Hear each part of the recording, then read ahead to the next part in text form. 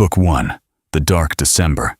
The Keller case is written by R.B. Martin. December in this city doesn't arrive with carols or candlelight. It comes in sideways, on a blade of wind, sharp enough to skin a man's conscience raw. By the time the first snow hit the pavement, I was already 3 weeks behind on rent, and 2 steps ahead of someone who wanted me buried beneath it. The radiator in my office clanged like it was trying to confess something, and the blinds cut the streetlights into prison bars across the wall. Fitting decor for a man who makes a living in cages built from secrets. They call me when the police won't, when the husbands lie too smooth, when the missing don't want to be found. It was a Thursday when she walked in, coat collar turned up against the cold, eyes carrying the kind of trouble that doesn't knock twice. December has a way of doing that. It sends people through your door with stories wrapped in silk and ends them in pine boxes. The snow outside was clean. The city wasn't. Her perfume mixed with cigarette smoke and regret. And before she finished her first sentence, I knew this wouldn't be a simple tail job or a runaway son with gambling debts. This had weight, the kind that sinks through ice. December doesn't forgive. It freezes things in place, mistakes, grudges, bodies. And somewhere between the falling snow and the fading light, something dark was waiting. In this town, Christmas lights flicker over broken promises, choirs sing over back alley deals, and men like me stand in the middle, trying to decide which lies are worth believing. They say the holidays are about hope. But this year, hope wore a black coat and didn't give its real name. And that's how it began, with smoke in the air, snow in the streets, and a woman who said she needed help. In December, everyone does. Chapter 1. Case File. Mackland, W. December 2nd, 2025. She stood framed in the doorway like trouble dressed for winter, blonde hair catching the weak office light, blue eyes working overtime. She batted those lashes at me, and for a second, I couldn't tell if she was flirting or if her tears were fogging up the view. A slow ring of smoke curled above her head, hanging there like a crooked halo, more crown of thorns than angelic glow. She wasn't the kind of present I'd have picked out for myself. But her kind of trouble? That might just keep old man Murphy from changing the locks on my office door. Rent has a way of turning morality into arithmetic. Before I could get a word in edgewise, she started weaving. Not with silk, but with syllables. A careful, patient spin. Every sentence placed just right, delicate and deliberate. Like a huntress spider mapping out her web in the dark. Innocent, she said. Framed. Wrong place. Wrong time. A man dead. A revolver. Her name whispered in rooms where men don't whisper unless they're afraid. Her voice trembled in all the right places. Eyes shimmered on cue. If she was acting, she deserved a stage bigger than my dusty office, and a radiator that groaned like it carried secrets of its own. I watched the way her fingers tightened around her gloves, the way she swallowed between sentences. People lie in details, not declarations. And she had details in spades. Outside, the snow kept falling, soft and silent, covering the city's sins in a thin white alibi. December has a way of making everything look clean from a distance. Up close, it's just cold. She finished her story and let the silence do the heavy lifting. The kind of silence that dares a man to decide what he believes. I stubbed out my cigarette, leaned back in my chair, and studied her like a crime scene. If she were innocent, someone had gone to a lot of trouble to make her look guilty. If she wasn't, she was the most dangerous thing in the room. Either way, December had just gotten darker. Connie Mackland let out a breath she'd been holding since she walked through my door. That's when the wet work started. "You're right about that," she said, her voice thinning at the edges. Yesterday morning, I found him on the floor." The words came slow now, careful, measured. One bullet to the chest, clean, close range. Her eyes drifted somewhere past me, like she was staring at it again. His blood was already cold. Cold blood in December. The season was doing half the work for whoever pulled the trigger. "And my .38, she continued, was sitting on the side table next to him." She didn't blink. One bullet spent. The radiator hissed behind me like it disapproved. I didn't interrupt. Silence is a better interrogator than most detectives. She pressed on. "I keep it in the bedroom drawer, for protection." He insisted. A brittle laugh. "Funny thing about protection. It depends on who needs protecting." I watched her hands. No shaking now. Just stillness. "Was there powder on your hands?" I asked. Her jaw tightened. "They tested. Residue. But I live in that house. I've handled the gun before." That's the thing about evidence. It doesn't care about context. It just sits there, quiet and convincing. "No sign of forced entry?" I said. "None." Of course not. A locked house, a dead husband, her gun, her prints. If someone wanted her framed, they didn't cut corners. "And you?" I asked.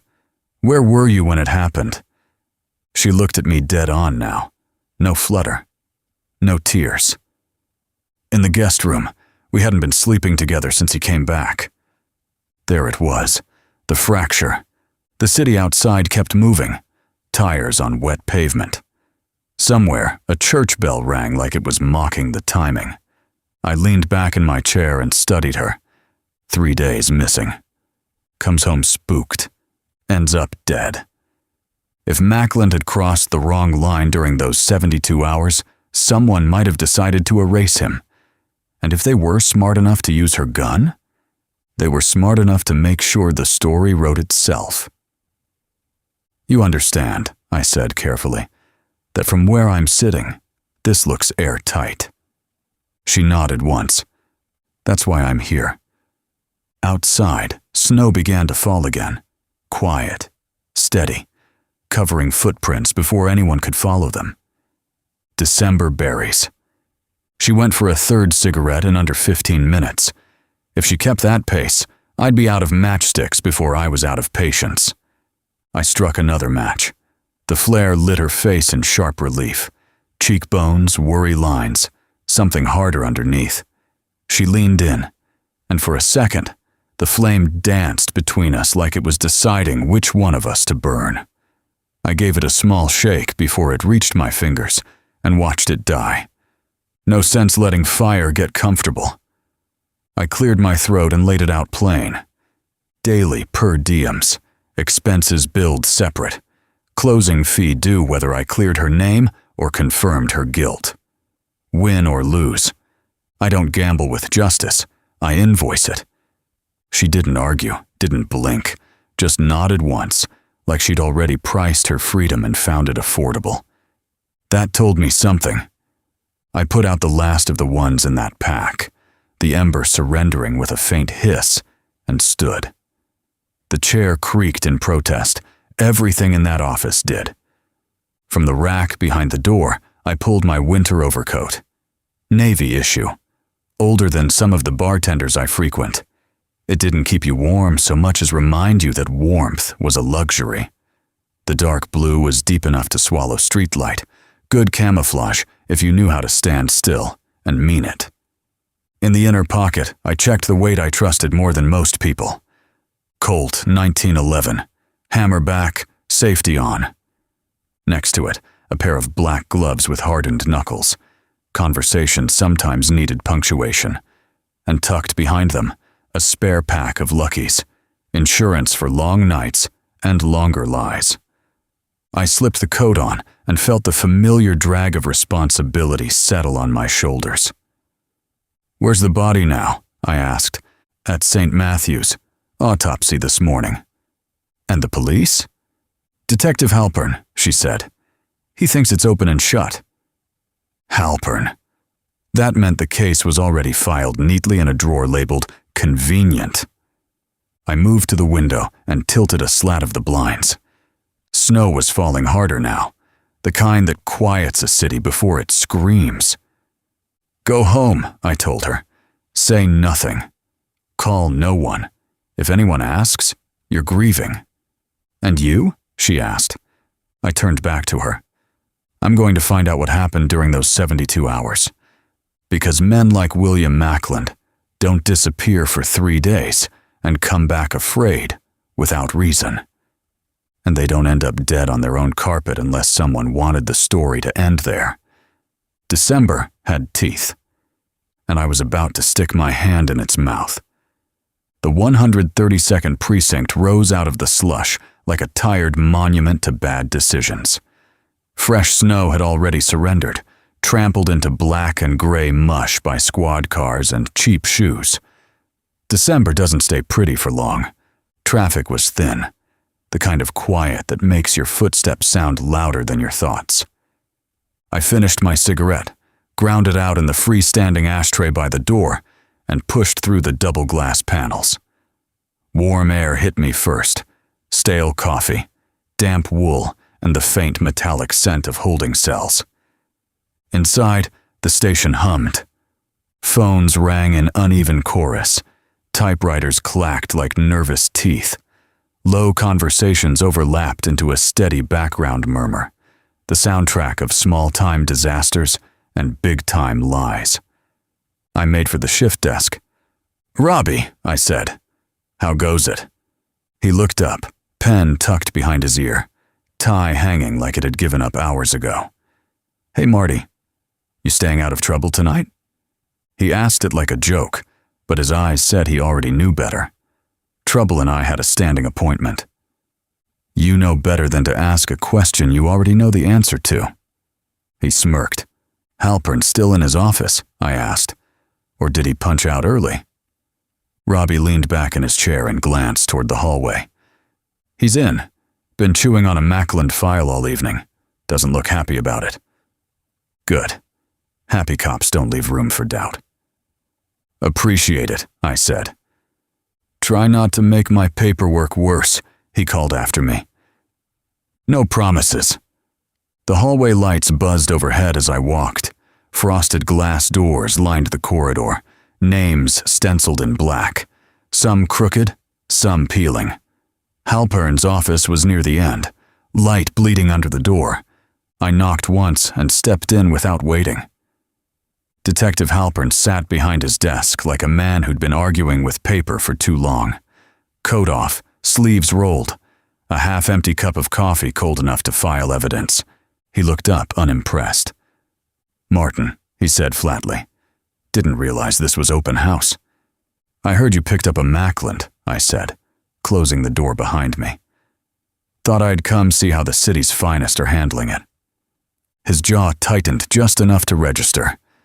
"Open and shut," he replied. "Wife shot him. Her gun, her prints, GSR on her hands. No forced entry."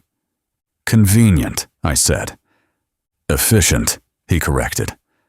I took the chair opposite him without being invited. 72 hours, I said. He goes missing. Comes back spooked. Starts checking curtains like he owes someone money. Halpern's eyes flickered. Small, but there. "People cheat," he said. "People panic. People end up dead." "High rollers don't rattle easy," I replied.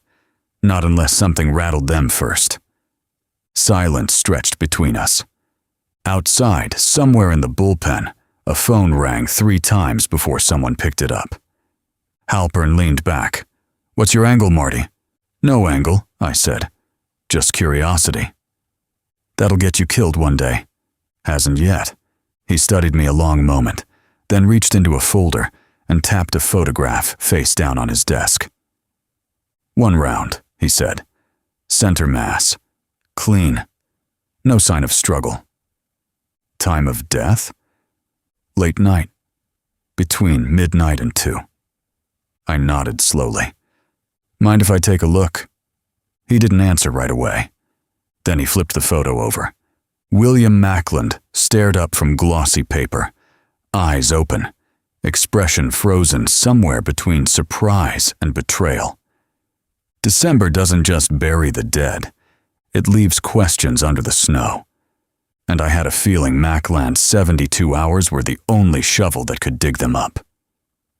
I pulled the photographs closer, careful not to smudge what little truth they still held. Cops get lazy when they think the math already adds up. Open and shut cases don't invite curiosity. They invite paperwork. 4 photos, different angles, same dead man. The first was wide, living room in full view.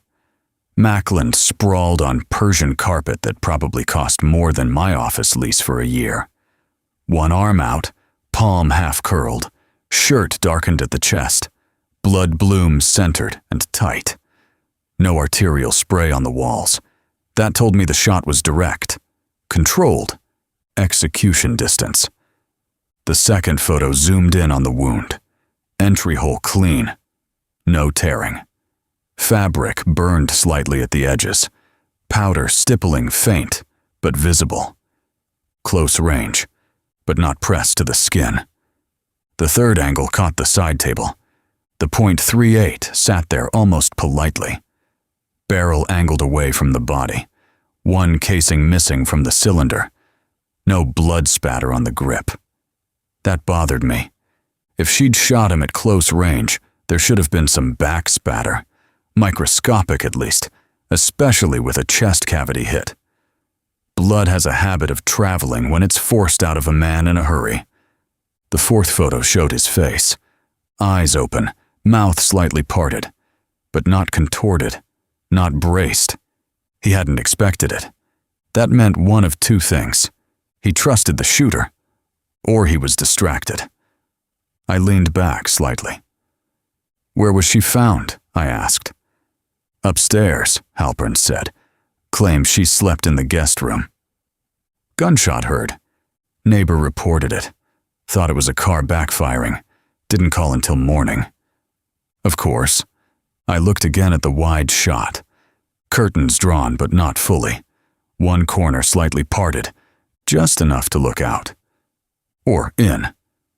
"Any footprints outside?" I asked. "Snow didn't start until later," Halpern replied. "Ground was dry at the time of death." That closed one door. But something else stuck out. Mackland's watch. The Rolex gleamed under the camera flash, hands frozen at 12:47. Interesting. "Was the watch damaged?" I asked. Halpern frowned. "No." "Then why's it stopped?" He hesitated. Just a fraction. "Could have wound down." "Automatic Rolex," I said. "On a man who probably gestured like a politician all day?" Silence. Automatic watches don't just quit unless they stop moving for a while. Hours, maybe longer. Which meant one of two things. He'd been dead longer than they thought, or someone had handled him. I studied the third photo again, the revolver on the table. It was too neat. Killers in panic don't stage clean. They leave chaos.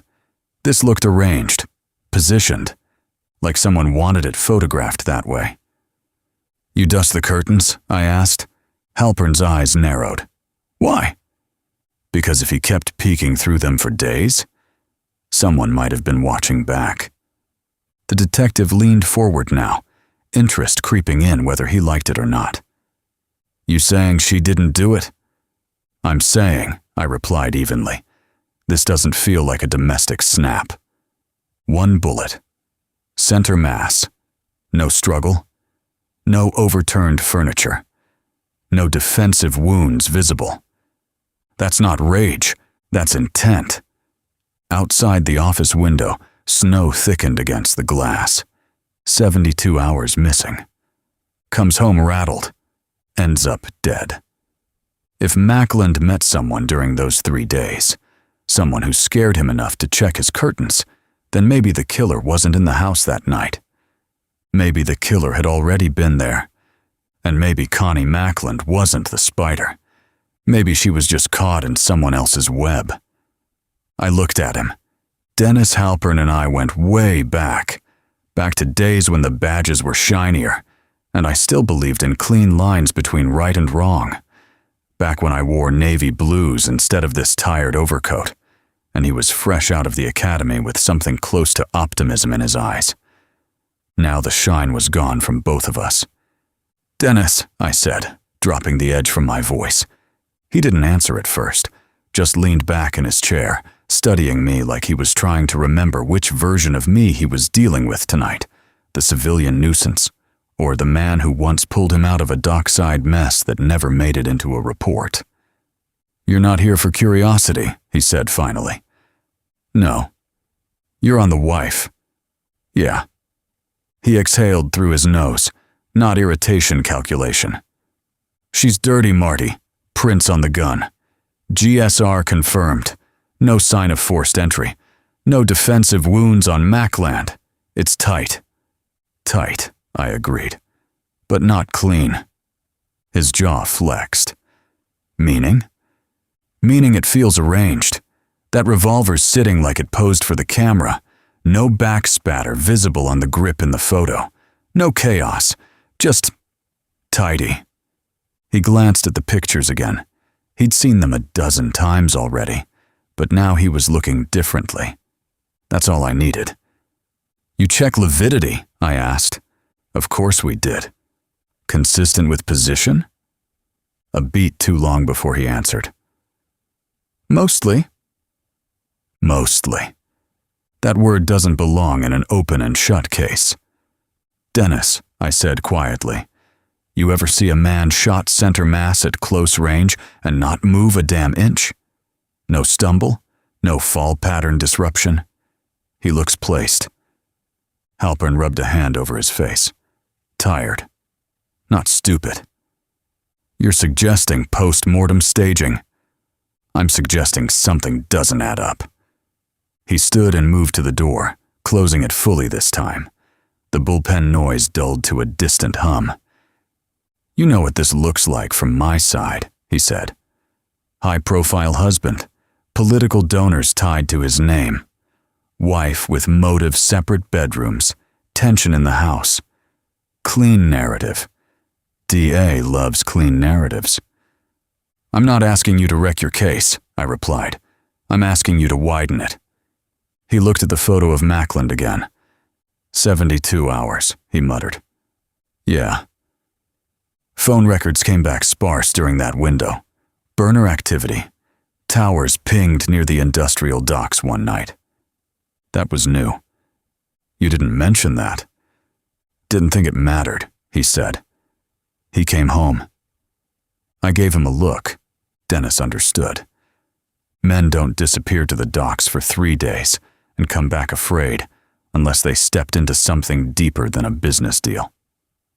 "Autopsies at St. Matthew's," he said after a moment. "Preliminary says time of death between midnight and 2, but tox screens still pending." "Tox? Trace sedatives in his system? Low dose." That shifted the room.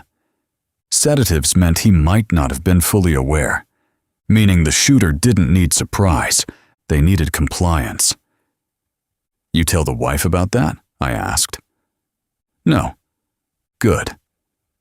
"Dennis," I said carefully, "if someone drugged him, staged the scene, and used her gun, that's not a domestic crime. That's deliberate." He stared at me for a long second. "You get me something real," he said finally. "Not theories, not instinct. Something I can put in a report without getting laughed out of the captain's office." "I will." He nodded once, slow.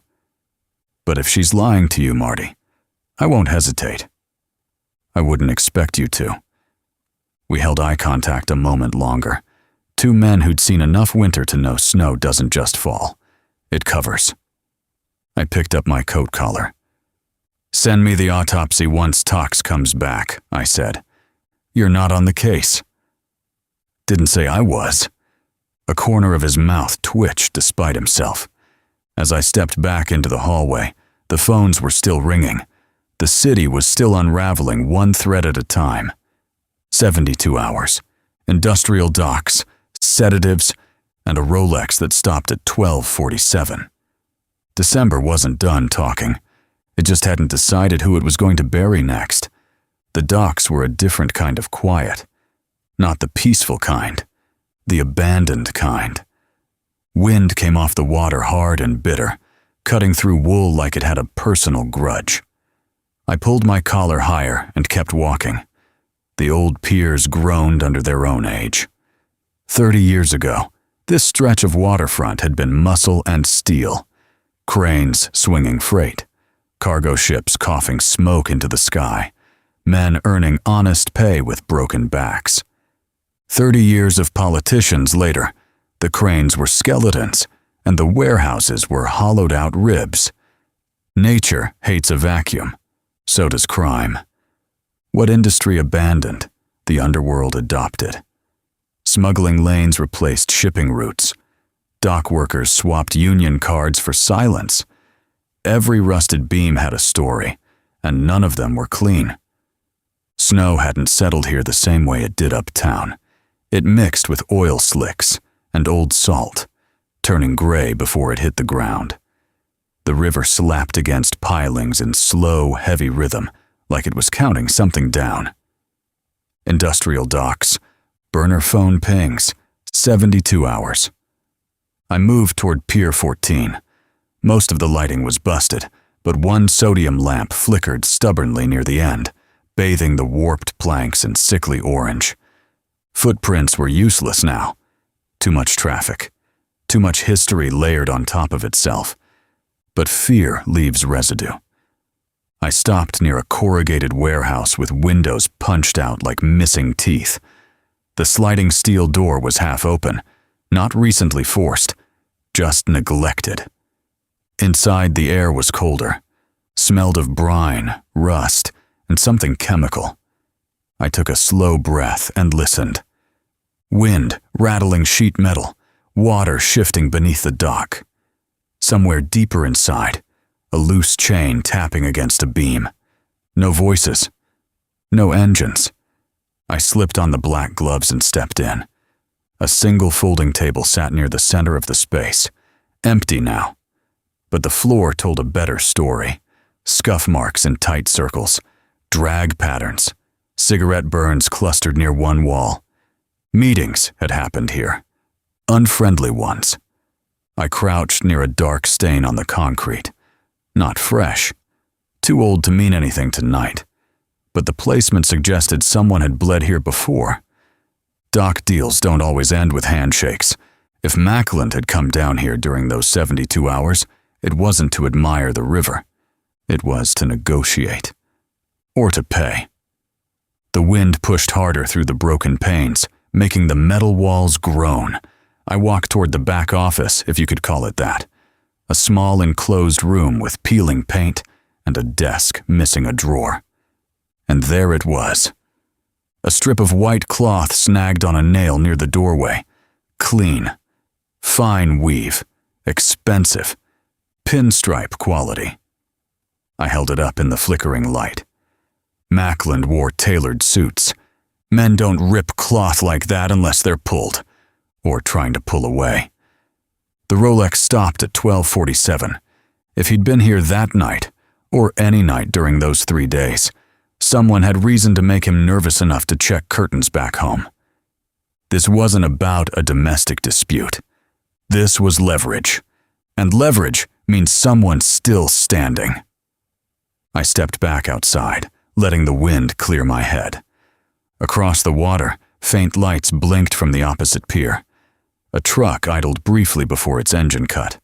I watched it too long. Trouble has a way of finding me, and out here on abandoned docks where industry died and something uglier took root. Trouble didn't knock. It waited. I pulled a Lucky from the pack and struck one of my last matches. The flame flared bright against the wind, cupped in my palm like a secret. For a second, the dockside disappeared in orange light. Then the match burned down and I let it die. The cigarette tip glowed steady. A small, defiant star in a sky that didn't care. Across the pier, the truck sat idling in silhouette. Engine cut now. Headlights off. Just a dark block against darker water. I leaned against a rusted piling and let the smoke drift sideways with the wind. No sudden moves. Men who do business in places like this notice sudden moves. Driver's side door opened first. A tall shape stepped out. Overcoat. Hat pulled low. Movements slow, deliberate. Not a dock rat. Too clean. Even at this distance, posture told the story. Passenger door opened next. Shorter. Broader. Stayed closer to the truck. Muscle. The tall one scanned the pier once, left to right. Not nervous. Practiced. They weren't here to admire the river. The tall one lit a cigarette of his own. I caught the brief flare. He turned slightly, just enough for the wind to carry a sliver of his face into the sodium glow. Profile sharp, cheek hollow, scar near the jawline. He'd been cut before. The broad one leaned into the truck bed and pulled something out. Long, wrapped in canvas. Set it gently on the dock. Not a crate. Not cargo. Too narrow. They weren't talking much. Just gestures. Efficient. I took a slow drag and let the ember dim between pulls. If Mackland had been meeting someone here, it would have looked like this. Quiet. Controlled. No witnesses. The tall one stepped toward the warehouse I'd just left. My warehouse. He stopped at the entrance, glanced inside, then back toward the truck. He knew the space. That wasn't a first visit. I crushed the cigarette under my heel before it could betray me and slipped deeper into shadow, coat swallowing what little light there was. The broad one unwrapped the canvas just enough to reveal metal. Not a body. A case. Hard shell. Money, maybe. Or something worth more than money. The tall one checked his watch. 12:47. Even from here, I could see the small, deliberate motion. Interesting time to favor. My hand drifted inside my coat, not drawing, just resting near the weight of the 1911. The wind picked up again, rattling loose tin somewhere behind me. Both men froze, heads turned. Scanning. Trouble had noticed something. And for the first time that night, I realized something uncomfortable. They weren't waiting for each other. They were waiting for someone else. And I had just stepped into the middle of it. Chapter 2. Case file. Mackland. W. December 2nd, 2025. I slid deeper into the dark, pressing myself against the cold ribs of the warehouse. The overcoat did what it was built for. Swallowed light. Erased outlines. Navy blue turns black if you stand still long enough. The river wind carried sound strange out here. Sometimes it swallowed it. Sometimes it delivered it. Gift wrapped.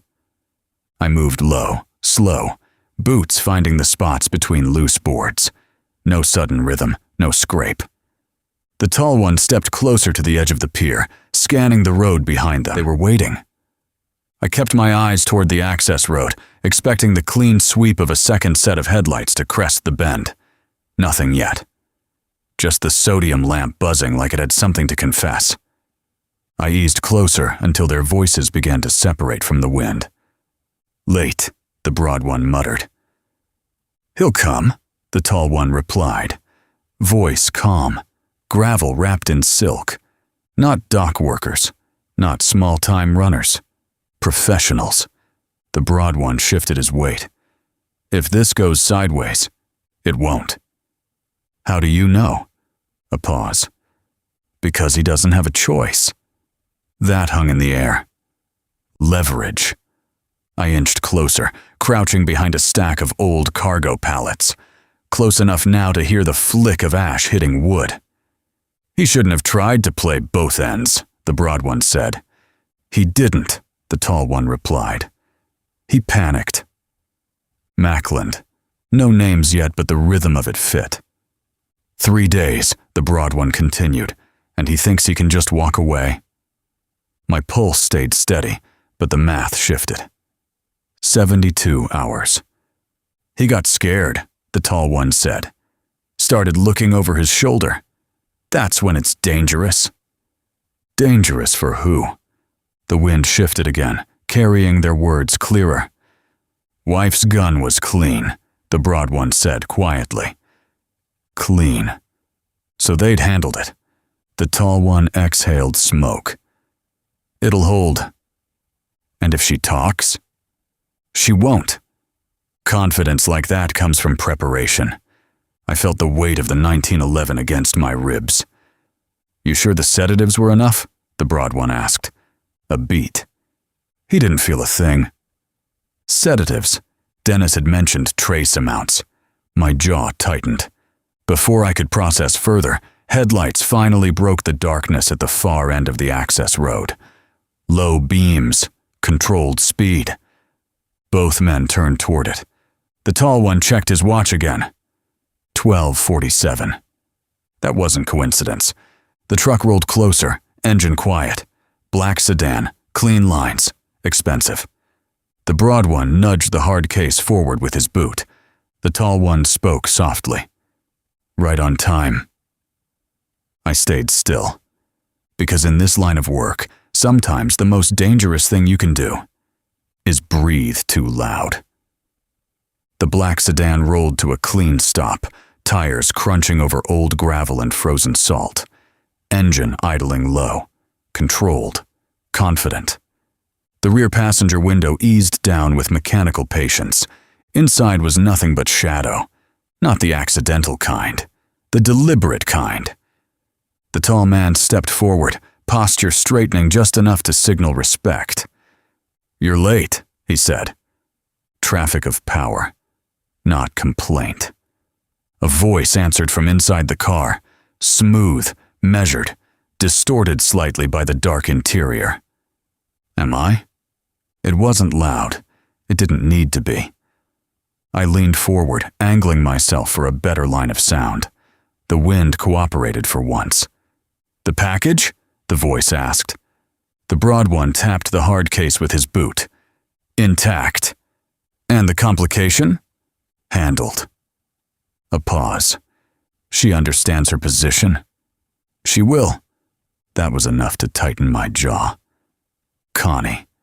I leaned just a fraction more, straining to catch the next word, trying to anchor the voice to something familiar.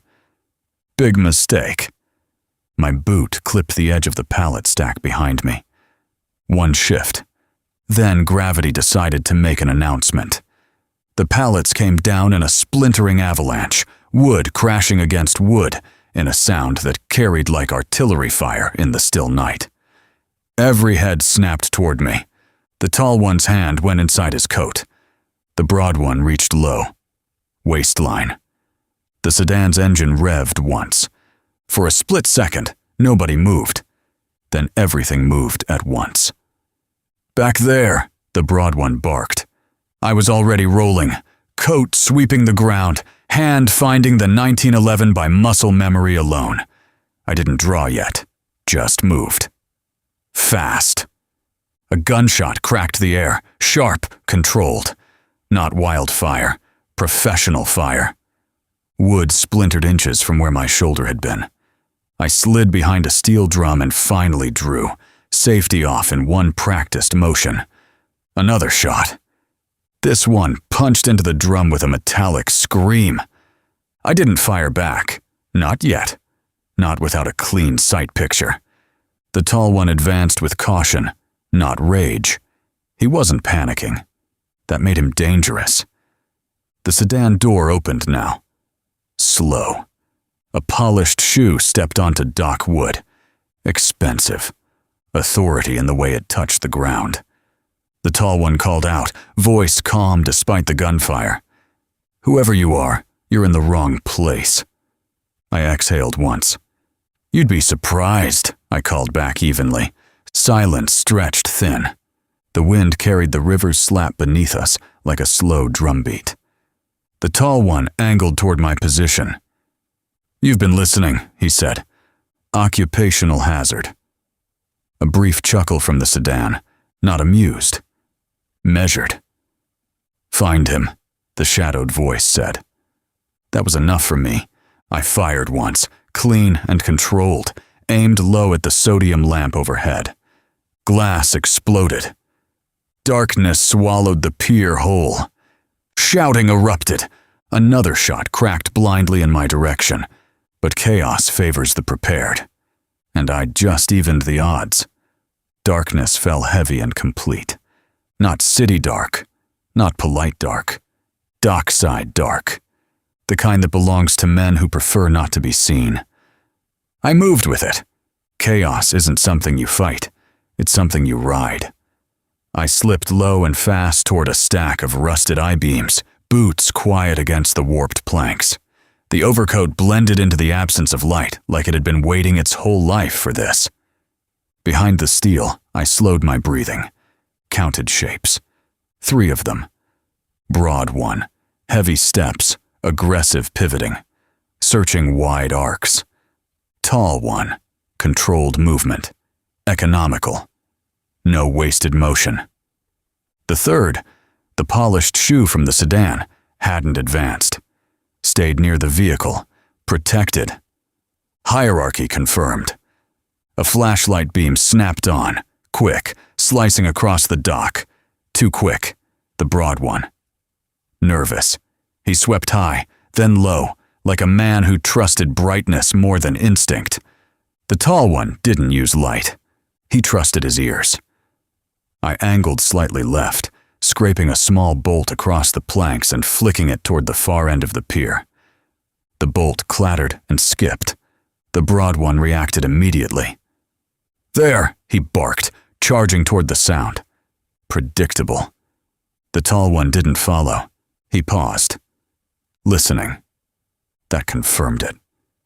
Training. I shifted my weight slowly, easing around the edge of the beams. The broad one's silhouette was clear against the faint river glow. Shoulders squared, gun held stiff. Scanning. He moved fast but loud. Adrenaline makes amateurs stomp. I waited until he was 5 steps closer, then 3, then 1. I rose from shadow like it belonged to me. One hand snapped to his wrist, redirecting the barrel downward as his body registered the shape in front of him. My other fist, gloved knuckles hardened for punctuation, drove into his ribs just beneath the arm. Air left him in a violent grunt. He tried to pivot, but I stepped inside his stance and brought the butt of the 1911 across his temple. Controlled. Precise. He folded without a dramatic fall. I caught him before he hit the dock, lowering him quiet. Never let noise undo good work. Behind me, I heard the tall one stop moving. He knew. He didn't shout, didn't rush. He recalculated. From near the sedan, the shadowed voice remained calm. "Is it handled?" No answer. The tall one shifted position again. Slower now. More cautious. I eased the broad one's weapon away and slid back into shadow, dragging him just enough to keep his outline broken. Now it was 2, and one of them had discipline. The wind picked up again, pushing river mist across the planks in low ribbons. The tall one spoke quietly into the dark. "You're not police." "No," I answered. "Private." "Something like that. A beat." "You've made a mistake." I adjusted my grip. "Funny," I said. "That's what your friend probably told Mackland." Silence, then movement. Not charging. Flanking. He was trying to angle me away from the sedan, which meant the sedan mattered, which meant the man inside mattered more. And that meant this wasn't just dockside muscle work. This was orchestration. The tall one's voice came again, closer now, but not where I expected. "You should leave." "I'm not done listening." A faint click echoed. Not a gun. A watch clasp. Metal adjusting. 12:47. I felt it then. The shift. The tall one wasn't protecting himself. He was buying time for the man in the car. And I had just taken my eyes off the most important piece on the board. The sedan door shut with a heavy, expensive thud. Not rushed. Decided. The engine revved once, sharp, and the tires barked as the driver repositioned, angling the rear of the car toward the open stretch of pier. Extraction. Ready. That told me everything. The man stepping out wasn't muscle. He was command. I heard him before I saw him, heavy feet trying to walk lightly. You can mask weight, but you can't erase it. Boards gave him away with faint complaints.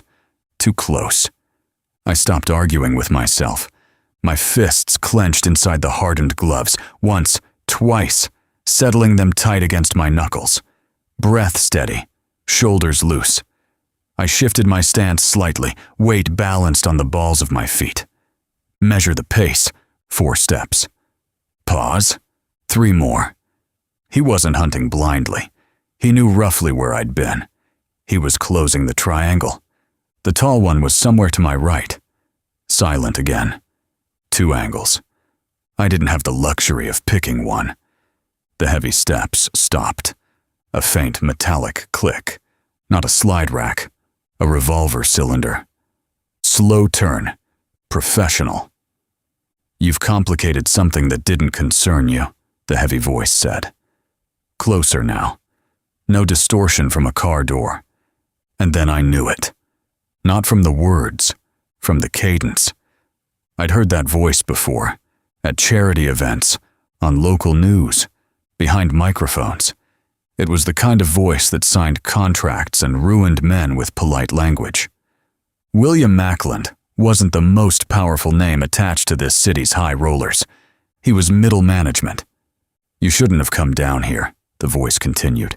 I shifted slightly left, subtle, inch by inch, keeping the stacked beams between us while angling toward open water instead of warehouse wall. You're right, I replied evenly.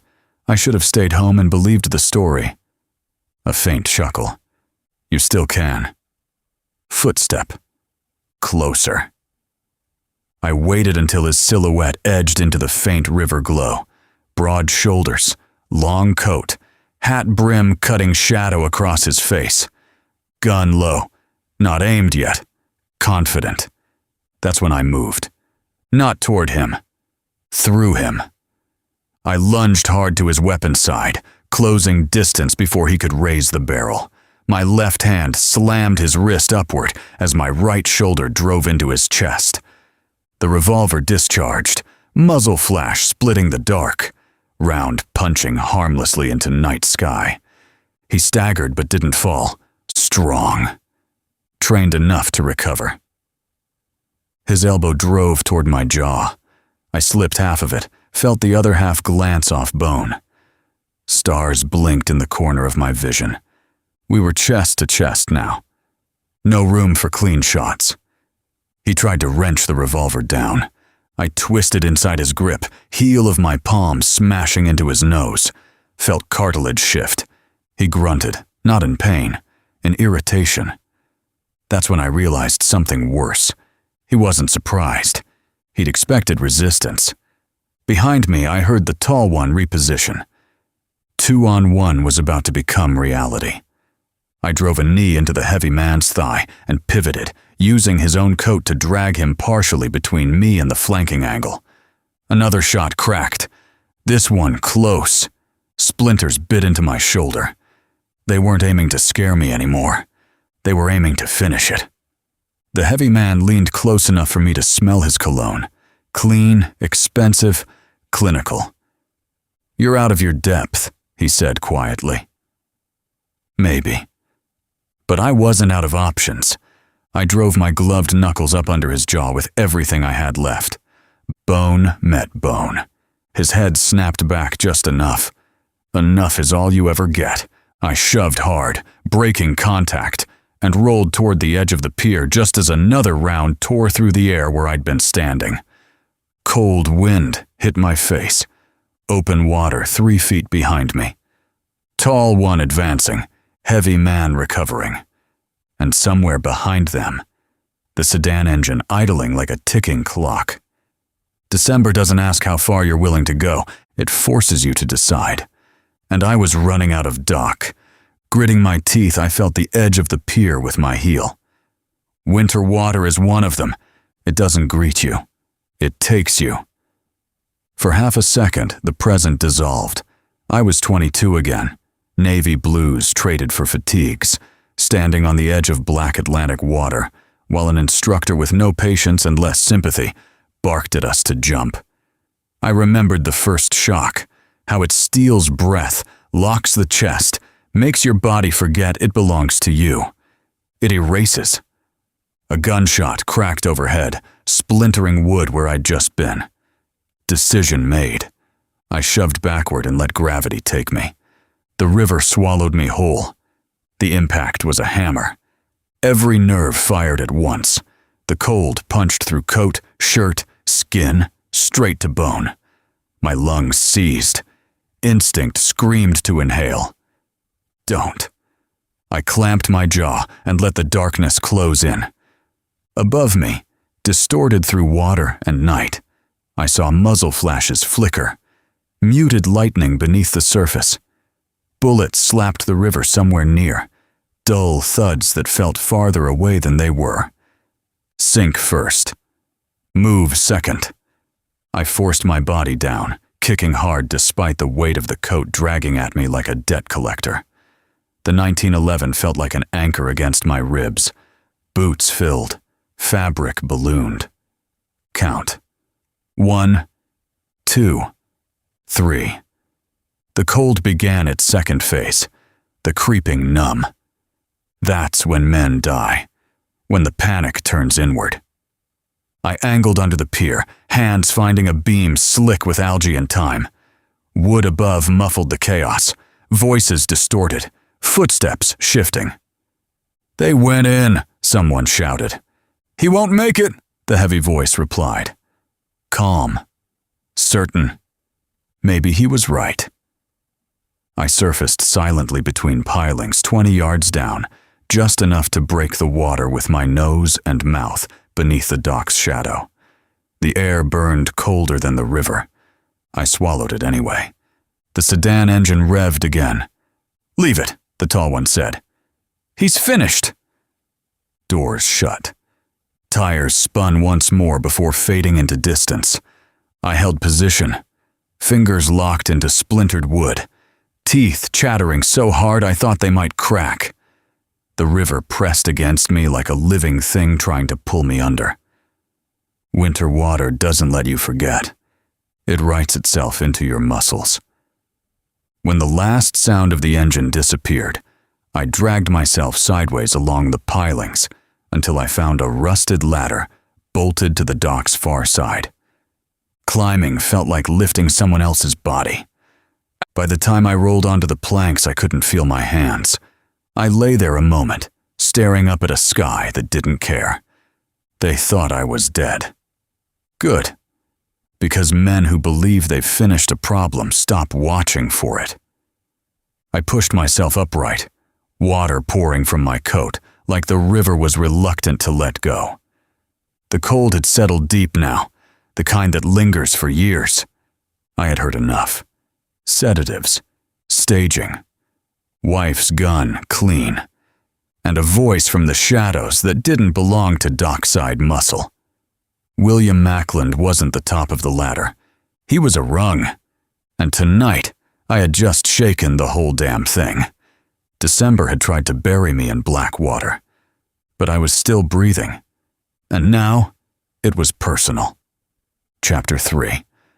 Case file, Mackland, W. December 2nd, 2025. I lay there on the frozen planks, dragging air into lungs that didn't want it. My teeth chattered like loose change in an empty pocket, and my limbs felt like they belonged to someone else. The river had taken its pound of flesh. Cold lingers. I rolled onto my side and forced myself to move, slow at first, flexed my fingers, curled them into fists, opened them again. Pain came back in thin needles. Good. Pain meant circulation. Pain meant I wasn't a body waiting to be found under morning frost. I pushed up onto one knee, then the other. The dock tilted once before settling. My coat hung heavy, dripping river water like the night was still trying to claim me. Move! Standing felt like climbing a ladder inside my own skull. I staggered, caught myself against a piling, and started toward the parking lot. Every step was a negotiation between muscle and memory. The cold followed me, wrapped tight around bone. The only way out of this was heat, dry cloth, movement. So I made it to the car and leaned against the door for a second, fishing the keys from inside my coat with hands that barely obeyed. The lock clicked louder than it should have. I half expected the sound to bring company back. It didn't. I opened the trunk. Lucky thing about paranoia, it pays dividends. I always kept a spare set of clothes back there. Shirt, slacks, wool sweater, socks, tucked tight in oilskin against damp and bad luck. I stripped fast, teeth still rattling. Wet fabric peeled off like second skin. Steam rose faintly in the night air as I pulled on dry clothes. The sweater scratched against numb flesh, but it felt like salvation. I slammed the trunk shut and slid behind the wheel. The engine turned over slow, then caught. Heat takes time. Time I might not have. I gripped the steering wheel and stared out at the dark stretch of dock disappearing in the rearview mirror. They thought I was dead.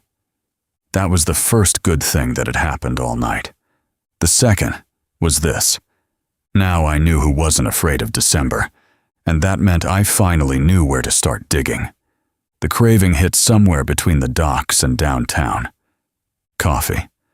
Not the polite kind, served in porcelain with saucers. The kind that could peel rust off a bumper and put heat back into a dead man's hands. I needed it. Something to burn the river out of my bones. Something to remind my insides they were still operational. I turned toward the best grease pit in town, the one place that didn't ask questions as long as you paid in cash and didn't bleed on the vinyl. Jerry's Diner. Open 24 hours a day.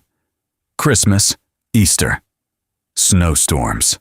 Didn't matter. The neon sign buzzed like it was arguing with God. Story goes, Jerry Conroy came over from Ireland 35 years back with 2 shirts, an accent thick enough to chew, and a head full of American promises. He wanted big lights and bigger money. What he got was a broom and a 2-bit job mopping floors in crash dives that smelled like cheap gin and worse decisions. He worked them all. Dishwater up to his elbows, garbage bags splitting open on his shoes, bar fights he pretended not to see. 15 years of scraping plates and swallowing pride, saving every dollar like it was oxygen. Then one winter, colder than most, he signed a lease on a narrow corner lot with cracked tile and a busted griddle. Now the griddle still works, and so does Jerry. I pulled into the lot, engine ticking as it cooled.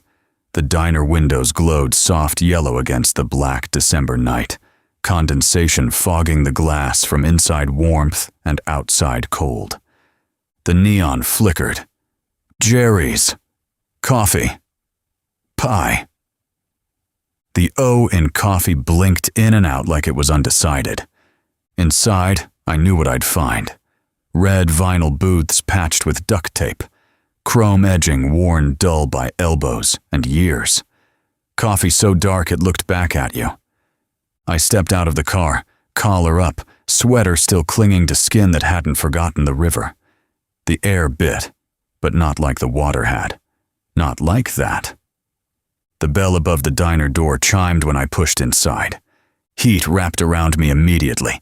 Grill smoke, frying bacon, burnt toast, and coffee strong enough to raise the dead. Behind the counter stood Jerry himself, thicker around the middle now, hair thinning, eyes sharp as ever. He looked up, took in the damp hair, the stiffness in my walk, the way my jaw worked like I was still chewing ice. He didn't ask what happened. Jerry's smart that way. "Rough night, Marty?" he said, voice still carrying Ireland in its bones. "You could say that." He reached for a mug before I even sat down. "On the house," he said. Steam rose between us like a truce offering. I wrapped both hands around the cup. The heat hurt. Good. Pain meant blood was moving again. Outside, snow drifted past the windows in lazy spirals. Inside, the coffee was black. The lights were warm. And for the first time since 12:47, I felt something close to steady. Jerry leaned on the counter, lowering his voice just a notch. "Trouble?" I took a slow sip. Let it burn all the way down. "December," I said. He nodded once, like that explained everything. And maybe it did. The coffee worked its way through me, slow and deliberate, like it was negotiating a treaty with the cold. My hands had stopped shaking. My teeth had downgraded from chatter to a low hum. But my head? Still racing. I let the thoughts circle once more. Doc. Watch. Sedatives. The voice in the car. The tall one's discipline. The broad one's heavy feet. Then I looked up at Jerry. "You seen two guys in here tonight?" I asked, keeping my tone casual. One tall. Lean. Moves like he doesn't waste steps. Scar along the jaw. Other one shorter, thick through the shoulders. Carries himself like he's used to pushing people around. Jerry didn't answer right away. He just wiped the counter with a rag that had seen better decades. "This about the docks?" he asked, not looking at me. "Maybe." The diner sat 5 minutes from Pier 14 if you drove like you weren't trying to be noticed. 3 if you were. Men coming off cold water or cold business tend to want the same things. Heat, grease, caffeine strong enough to scrub guilt. Chances were good. After their meeting with Mackland 72 hours ago, after whatever happened tonight, they'd want to warm their bones, or settle nerves. Jerry finally set the rag down. "Had a pair come in about an hour ago," he said. "Fit close enough." My pulse didn't jump. It tightened. "They sit." Booth by the window, didn't take coats off. That told me something. Men planning to stay relaxed. Men ready to leave keep layers on. "What did they order?" "Coffee," he said. "Black. No sugar. No cream." Each of them had 3 refills. Didn't touch the pie. Didn't touch the menu. Talk much? Low, quiet. The tall one did most of it. The broad one watched the door.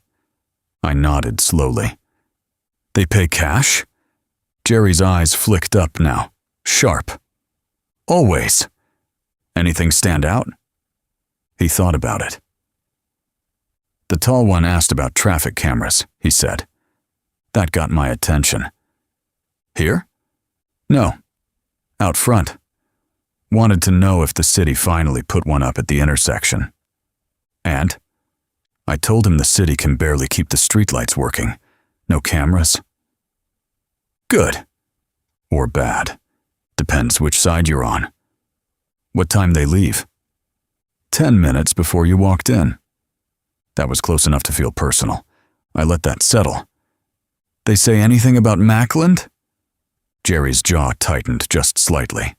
Not fear, just caution. "Didn't use names," he said, "but I heard handled and clean." Clean. Same word from the dock. Same word from the car. Same word from the man who thought I was at the bottom of the river.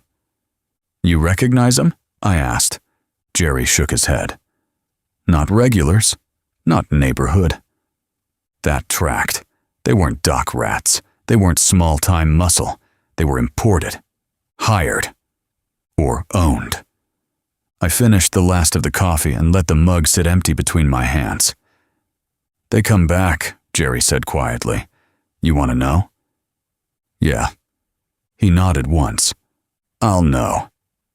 Outside, snow pressed soft against the diner windows. Inside, the grill hissed, and a waitress laughed at something that didn't matter. 5 minutes from the docks, 10 minutes before me. 3 cups of black coffee each. Men who don't take coats off and ask about cameras. They thought I was dead, which meant they were relaxed. And relaxed men make mistakes. December might have tried to drown me. But now I was warm, and I was hunting. 5 cups later, the cold had finally retreated from my bones. Not gone, just pushed back far enough to negotiate. Jerry's coffee could have powered a locomotive, and by the time I finished a slice of apple pie that tasted like cinnamon and bad decisions, I felt almost human again. Outside the diner windows, December had settled in for the long haul, snow drifting soft and steady, streetlights casting halos in the falling white. It was late enough to call it night, early enough to call it tomorrow. The clock above the counter read 2:18 a.m. That's the hour when drunks run out of apologies and honest men run out of excuses. I leaned back in the booth, feeling the caffeine thrum under my skin. Too much to sleep easy, not enough to stay sharp forever. Regroup. That's what this needed. Dockside meet.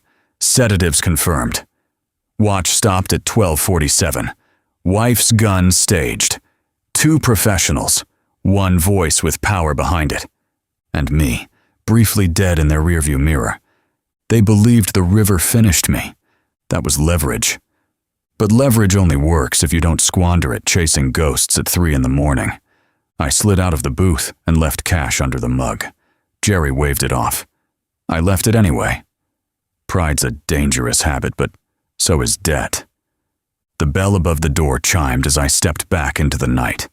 The air cut less now, or maybe I just earned the right to ignore it. Snow crunched under my shoes as I crossed to the car. The city was quieter than usual, the kind of quiet that hides things, or waits for them. I got in, started the engine, and let the heater cough warm air into the cabin. I needed rest. Not the kind that comes from exhaustion, the kind that sharpens instead of dulls. Tomorrow I'd retrace the 72 hours. Start at the docks in daylight. Pull property records. Check burner phone pings. Look at who benefits if Mackland disappears clean and his wife takes the fall. But tonight? Tonight, I needed 4 walls, a locked door, and a few hours where no one was shooting at me. I pulled away from Jerry's, snow swallowing my tire tracks almost as soon as I made them. December was patient. So was I.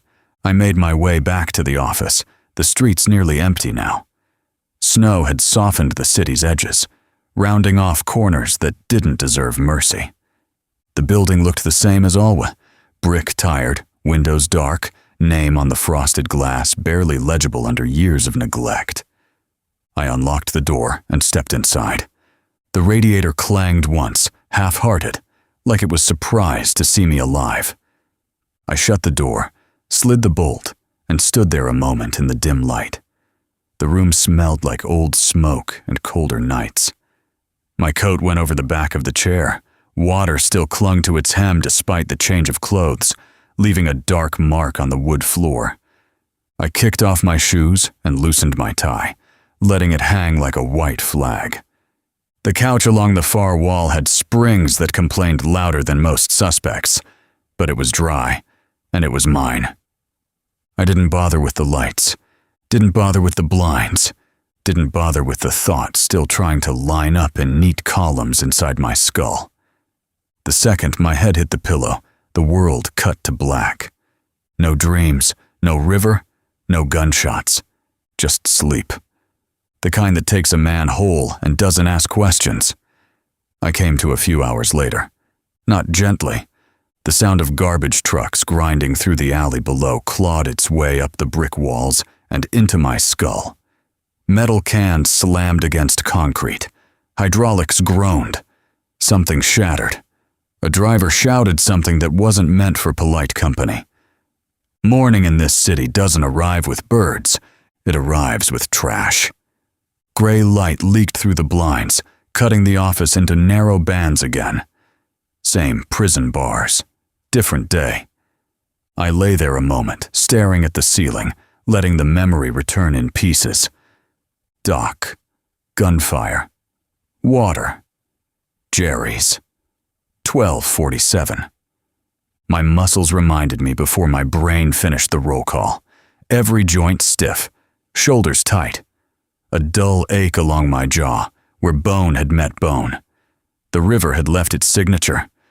I swung my legs over the side of the couch and sat up slowly. The radiator was quiet now.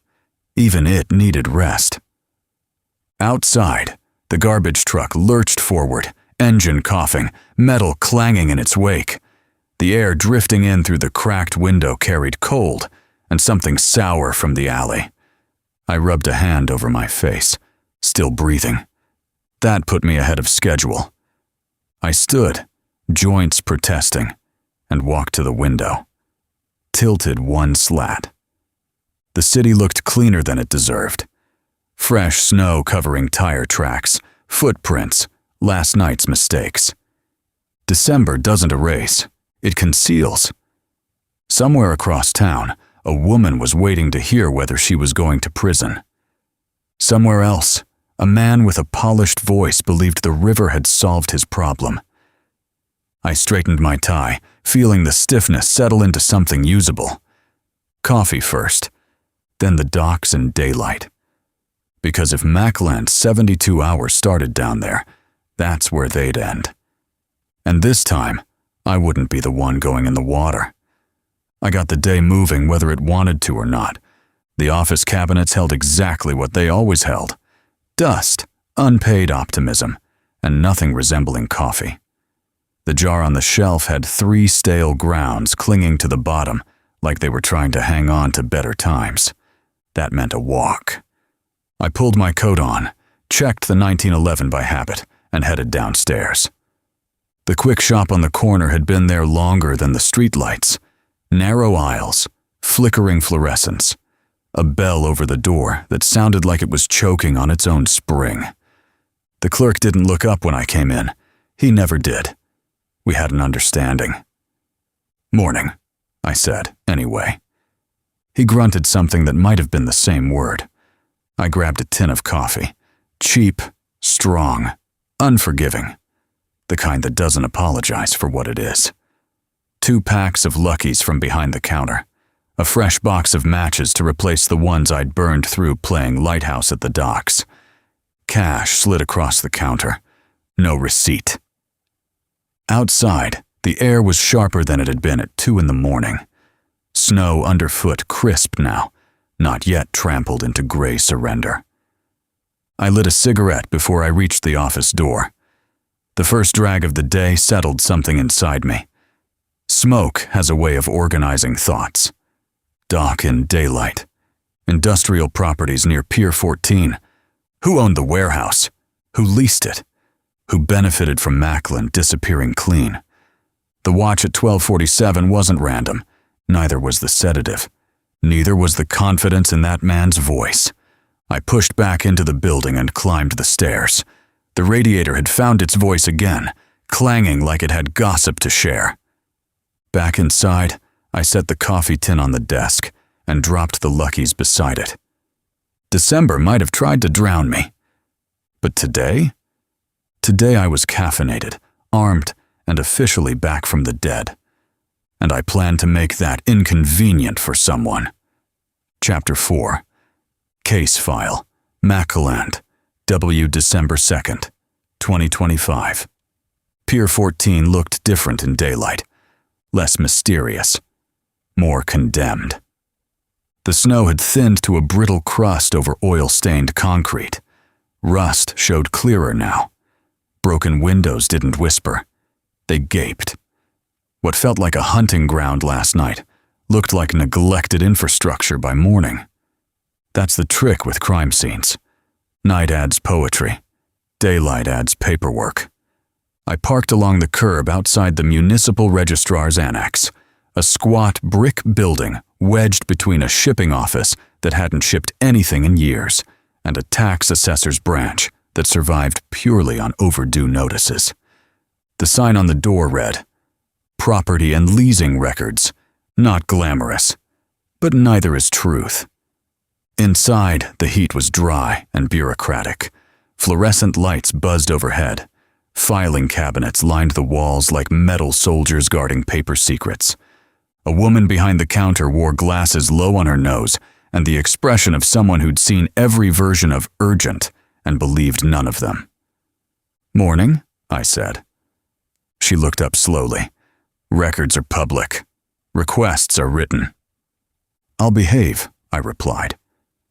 I filled out the slip. Pier 14, warehouse adjacent to corrugated loading bay. Parcel ID if available. Ownership and current leaseholder. Past 5 years. She took the paper, disappeared into the back without a word.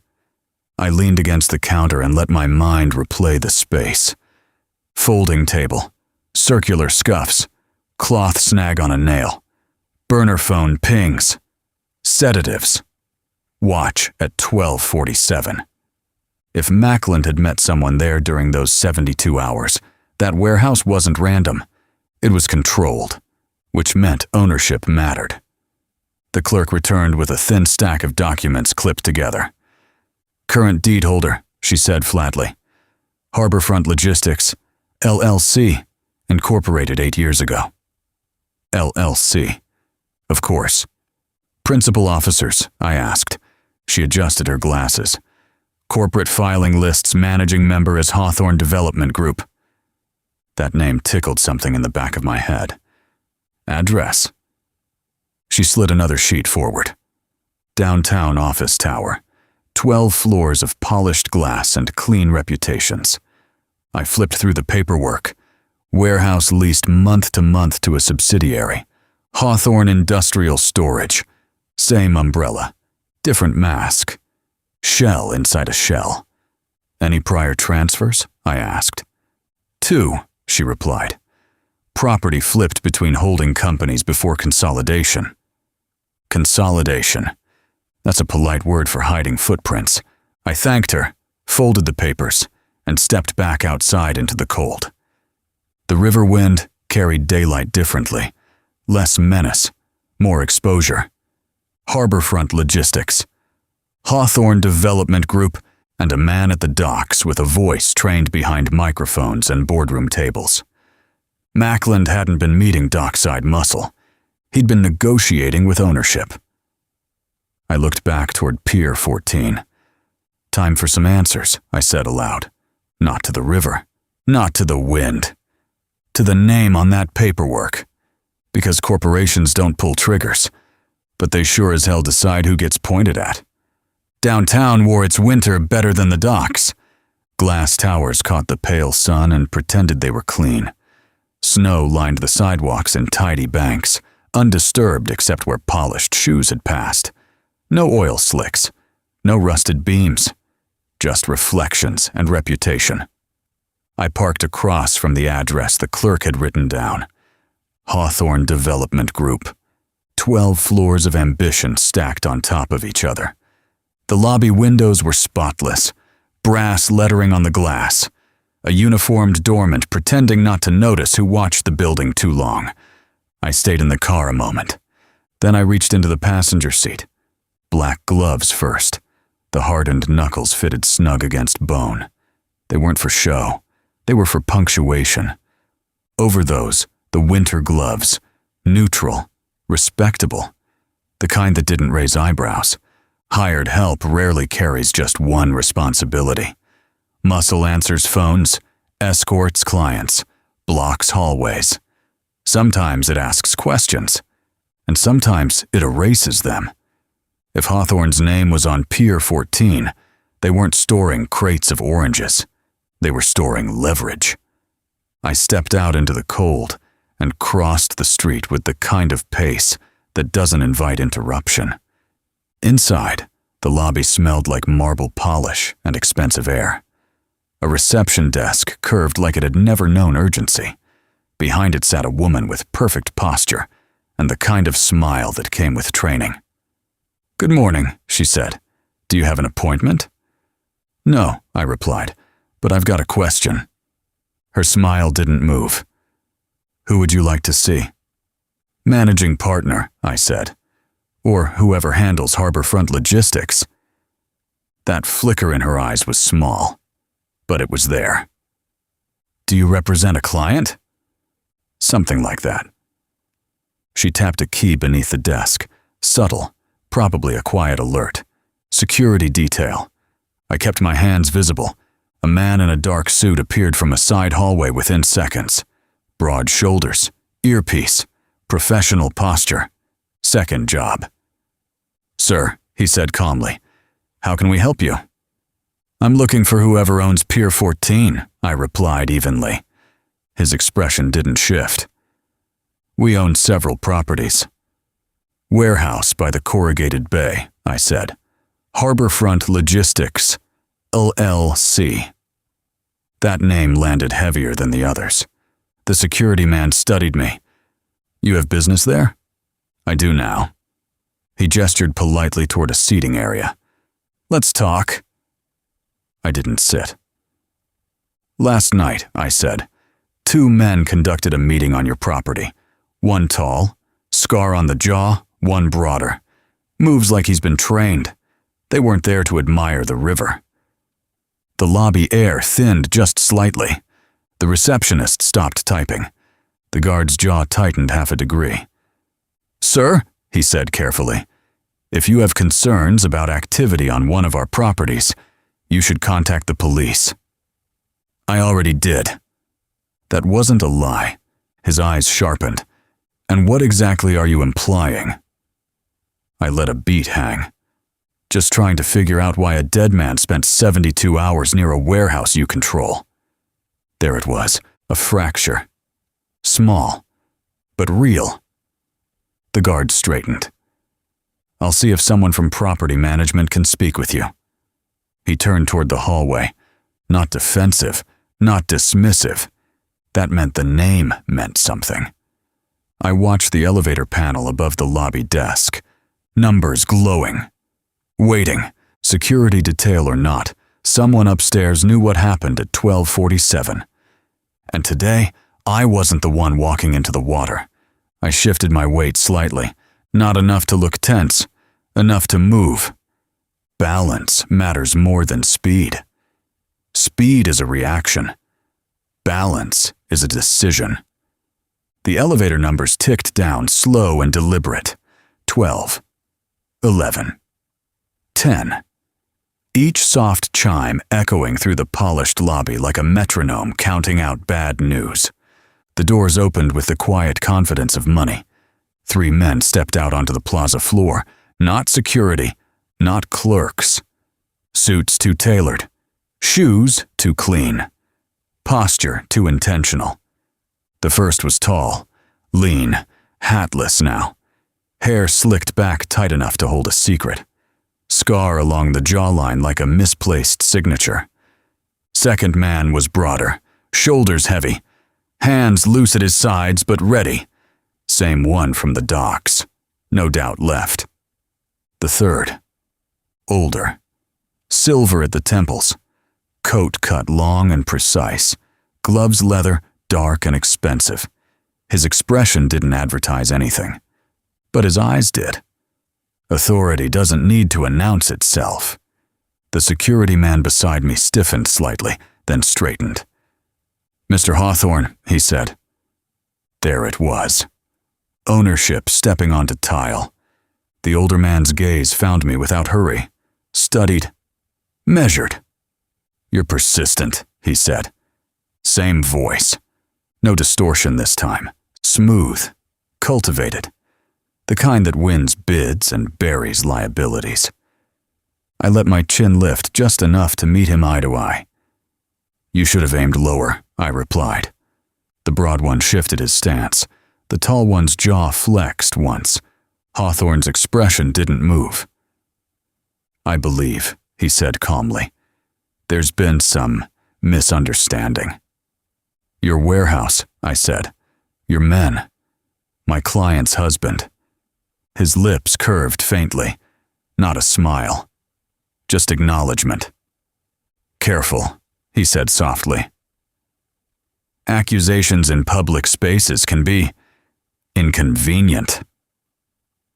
I adjusted my footing again, aligning the three of them in my peripheral vision. Tall to my right, broad to my left, Hawthorne centered. Triangle. "I'm not accusing," I said. "I'm connecting." The lobby felt smaller now. Even the receptionist had stopped pretending to type. Hawthorne stepped closer. Close enough to smell cologne. Clean. Controlled. Clinical. "You survived something you weren't meant to," he said quietly. "That suggests intelligence." "And yet," I replied, "you're still standing here." The tall one's hand twitched beneath his coat. Hawthorne lifted a single finger, subtle, contained, control restored. "I don't conduct business on docks," he said, "and I certainly don't discuss private matters in my lobby." "But you do conduct business," I replied, and Mackland conducted his last at 12:47. That got him. Small, but real. His eyes hardened just enough to confirm it. The broad one exhaled through his nose.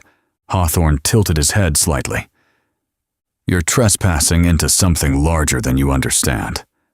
"Probably," I said. "But I swim well."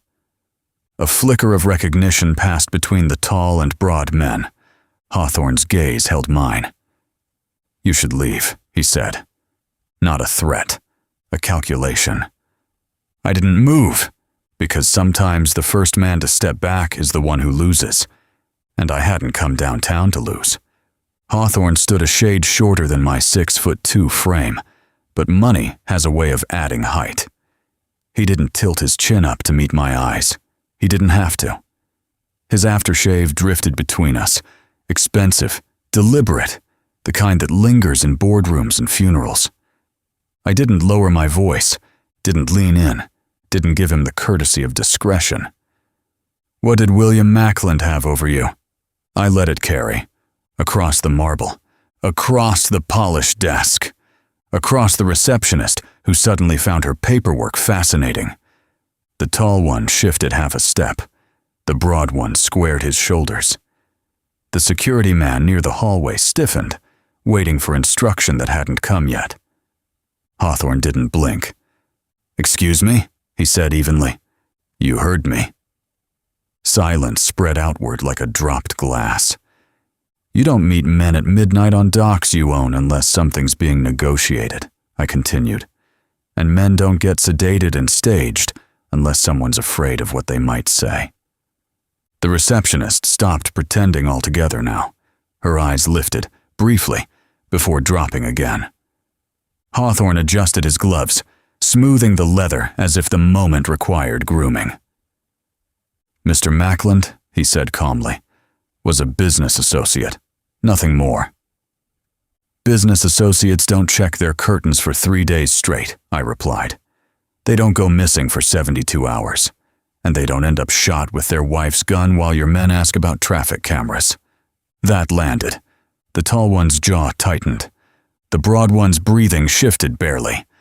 Hawthorne's gaze cooled by a degree. "You're making assumptions," he said. "I'm making connections. You have no proof. Not yet." That word hung there.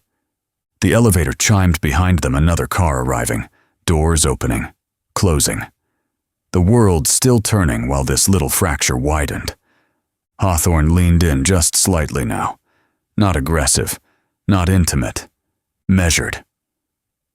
"If you continue down this path," he said quietly, "you may find it leads somewhere unpleasant." "It already did," I replied. "Cold water, unpleasant." That flicker again. Confirmation.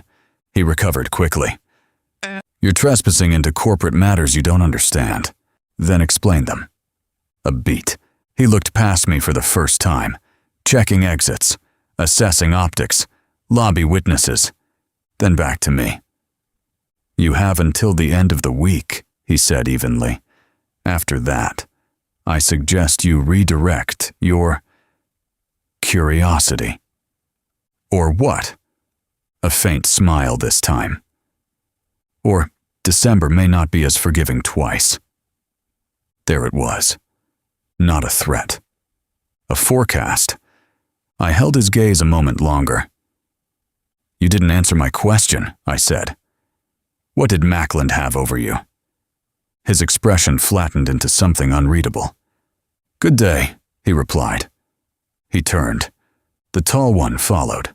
The broad one gave me a final look. Long. Memorizing. The elevator swallowed them. The doors slid shut. The numbers climbed. I stood in the lobby, the receptionist finally exhaling like she'd been holding it since my first word. Hawthorne hadn't denied the meeting, hadn't denied Mackland, hadn't denied the docks. He'd offered time. Men in control don't offer time unless they need it. And now I knew something else. Whatever Mackland had discovered during those 72 hours. It was big enough to scare a man who owned half the riverfront. And that meant it was worth digging up. Chapter 5. Case file. Mackland. W. December 2nd, 2025. Downtown air felt thinner after Hawthorne disappeared into his glass tower.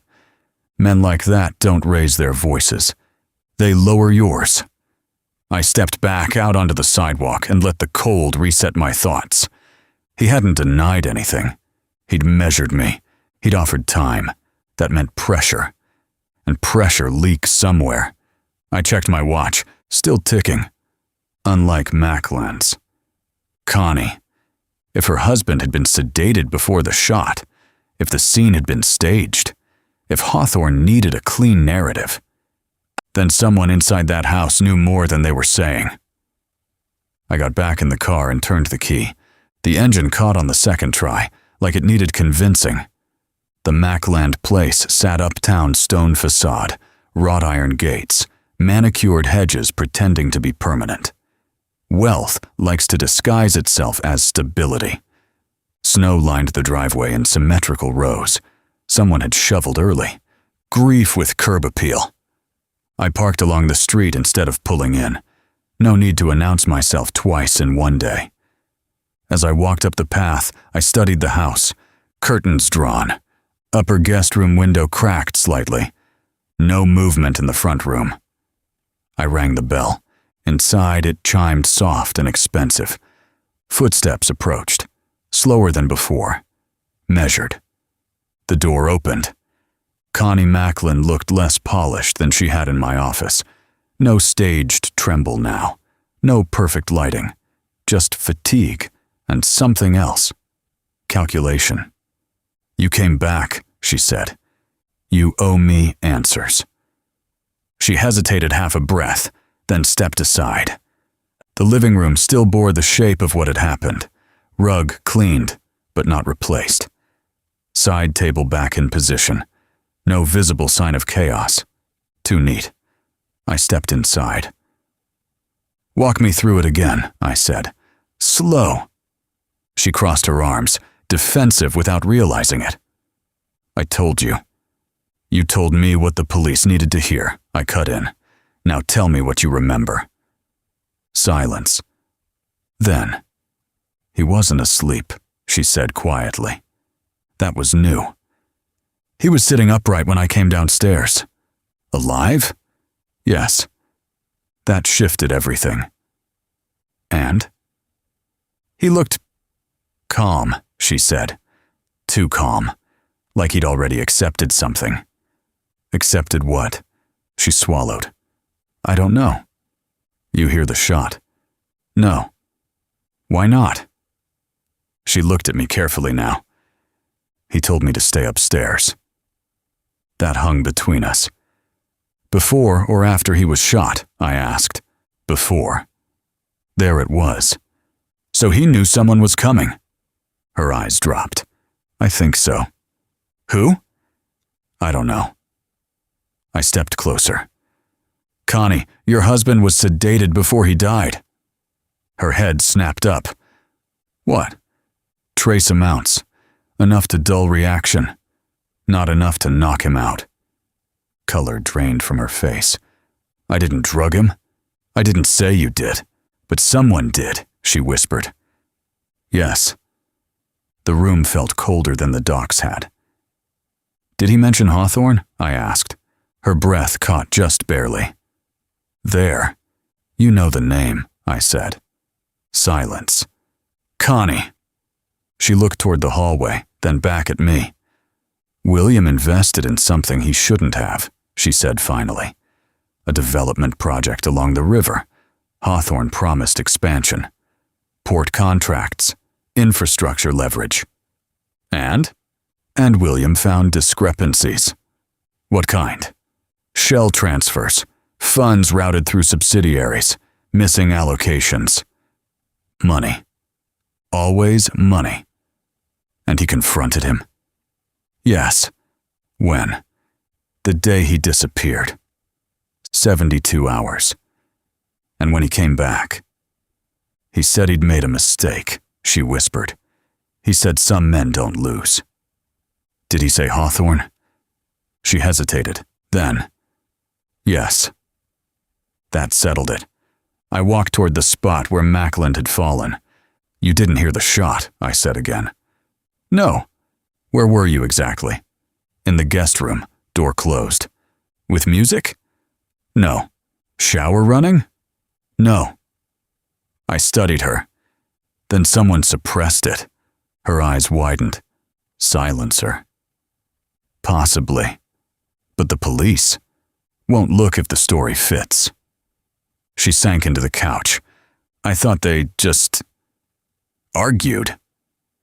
With a revolver, I said. Her composure cracked then, not theatrical. Real. You have to protect me, she said. I can't protect you from what you're not telling me. I've told you everything. No, I said evenly. You've told me enough. Outside, a car passed slowly. I moved toward the window, checked the street. Clean. But that didn't mean empty. You're not just a widow in trouble, I said quietly. You're leverage. For what? For silence. She stared at me. Hawthorne doesn't threaten men who don't matter, I continued, and he doesn't stage murders unless something bigger is at stake. She wrapped her arms around herself. What do we do? I turned back toward her. We find what your husband found. And if they come back? They won't expect me. Her eyes flicked to mine. Why? Because last night, I said calmly, they watched me drown. The room went still, and somewhere between the cleaned rug and the drawn curtains, the truth started to breathe. Where was it? I asked. The paperwork William found, the discrepancies, the shell transfers. Did he keep copies somewhere safe? Connie didn't answer right away. She stared at the fireplace like it might offer legal advice. I let the silence stretch. Pressure works better when you don't feel it. He didn't trust banks, she said finally, or digital storage. After he came back, he said things could disappear. They can. He kept a physical file. Where? She looked toward the staircase. Not dramatic, instinctive. I followed her gaze. Upstairs. She nodded once. In his study, but not in the desk. Where then? There's a wall safe behind the bookshelf, hidden panel. You slide the third edition of Maritime Infrastructure Law to the left. That tracked. Men who operate in shell companies like nautical metaphors. Combination? I asked. Her jaw tightened. I don't know it. That's not the right answer. I don't, she insisted. He changed it after he disappeared. Of course he did. When did you last see the file? The afternoon he returned. He was frantic. He opened the safe, checked it, closed it again. Did anyone else know about it? No. Not staff, not accountant. No. Not Hawthorne. Her eyes flickered. I don't think so. That wasn't certainty. That was hope. I stepped toward the staircase. Show me. She hesitated half a breath, then rose. The house was quiet in a way expensive homes often are. Too insulated, too composed. Upstairs, Mackland's study smelled faintly of leather and old paper. Desk immaculate. Chair centered. Bookshelf spanning an entire wall. Connie moved to the shelf and slid the indicated volume. There was a soft click. A narrow seam revealed itself in the paneling. She stepped back. I opened it. Inside sat a small steel safe. Digital keypad. Clean, untouched. I crouched and studied it. No signs of tampering, I muttered. He didn't write it down anywhere, she said. He kept numbers in his head. Men like him usually do. I ran a gloved finger along the edges. No scratches, no pry attempts, which meant either the contents were still inside, or someone had opened it clean. Think, I said quietly. Did he ever reuse combinations? Dates? Numbers he favored. She closed her eyes briefly. He used to favor investment dates, contract signings, port bids. Anniversaries? No. Birthdays? No. 1247 mean anything to you? Her eyes snapped open. No. You're sure? Yes. I studied her. Not lying, or not about that. I looked back at the keypad. If Mackland had discovered financial leverage big enough to threaten Hawthorne, this safe was the heart of it. Our next steps are inside this box, I said evenly. And if it's empty? She asked. Then we're already behind. I rose slowly. One more thing, I added. After William came back from those 72 hours, did he act like someone protecting himself? Or someone protecting you? Her breath caught. He told me, she whispered, that if anything happened, I wasn't to look for answers. That's not protection, I said quietly. That's containment. The study felt smaller now. December light pressed against the windows, thin and pale. I looked at the safe again. Whatever Mackland found, it was important enough to sedate C, important enough to stage him, important enough to threaten me. Connie, I said calmly, we open this. Today. Because if the paperwork was still there, we had leverage, and if it wasn't, then Hawthorne wasn't the only one who'd already been inside this room. I let my finger hover over the keypad longer than necessary, not because I doubted the numbers, because I was thinking about pride. Men like Hawthorne don't collapse under pressure. They expand. They overcorrect. They clean house so aggressively they leave footprints in polish. And I had walked into his lobby this morning and made sure he knew I was still breathing. That wasn't impulse. That was bait. I pressed the keys. 1, 2, 4, 7. Each tone answered back, cold and indifferent. A sterile acknowledgement that numbers don't care who dies for them. Enter. The safe hesitated, half a second of suspended air. Then, a soft internal click. The latch released. Connie's hand flew to her mouth. I didn't open it immediately. Locks don't grant victory. They grant responsibility. If this box held what I thought it did, then I hadn't just poked a powerful man. I'd declared interest in his empire. I pulled the door open. Inside sat a single thick manila envelope. No binders, no layered stacks, no redundancy. One envelope, heavy, deliberate. I lifted it out and read the handwriting. HG, 72 hours. William Mackland knew exactly what those 3 days meant. I opened the flap. Photocopies spilled into my hands, corporate filings, wire transfers, property deeds tied to harborfront logistics. LLC structures mapped in pen like a war diagram, handwritten notes circling subsidiaries, arrows feeding into shell companies rerouting into offshore accounts. offshore accounts reinvesting into municipal infrastructure contracts. A loop, not messy, not greedy, elegant, and sitting dead center. Hawthorne Development Group. Connie stared at the pages as I moved through them slowly. "What does it mean?" she asked. "It means your husband discovered Hawthorne wasn't developing the riverfront." "What was he doing?" "Skimming public infrastructure money through private holding companies," I said evenly, "then cycling it back into political donations and municipal leverage." Her face drained. "That's illegal." "Yes." "That's federal." "Yes." I reached the final sheet. Typed memo. Unsigned. Initialed. WM.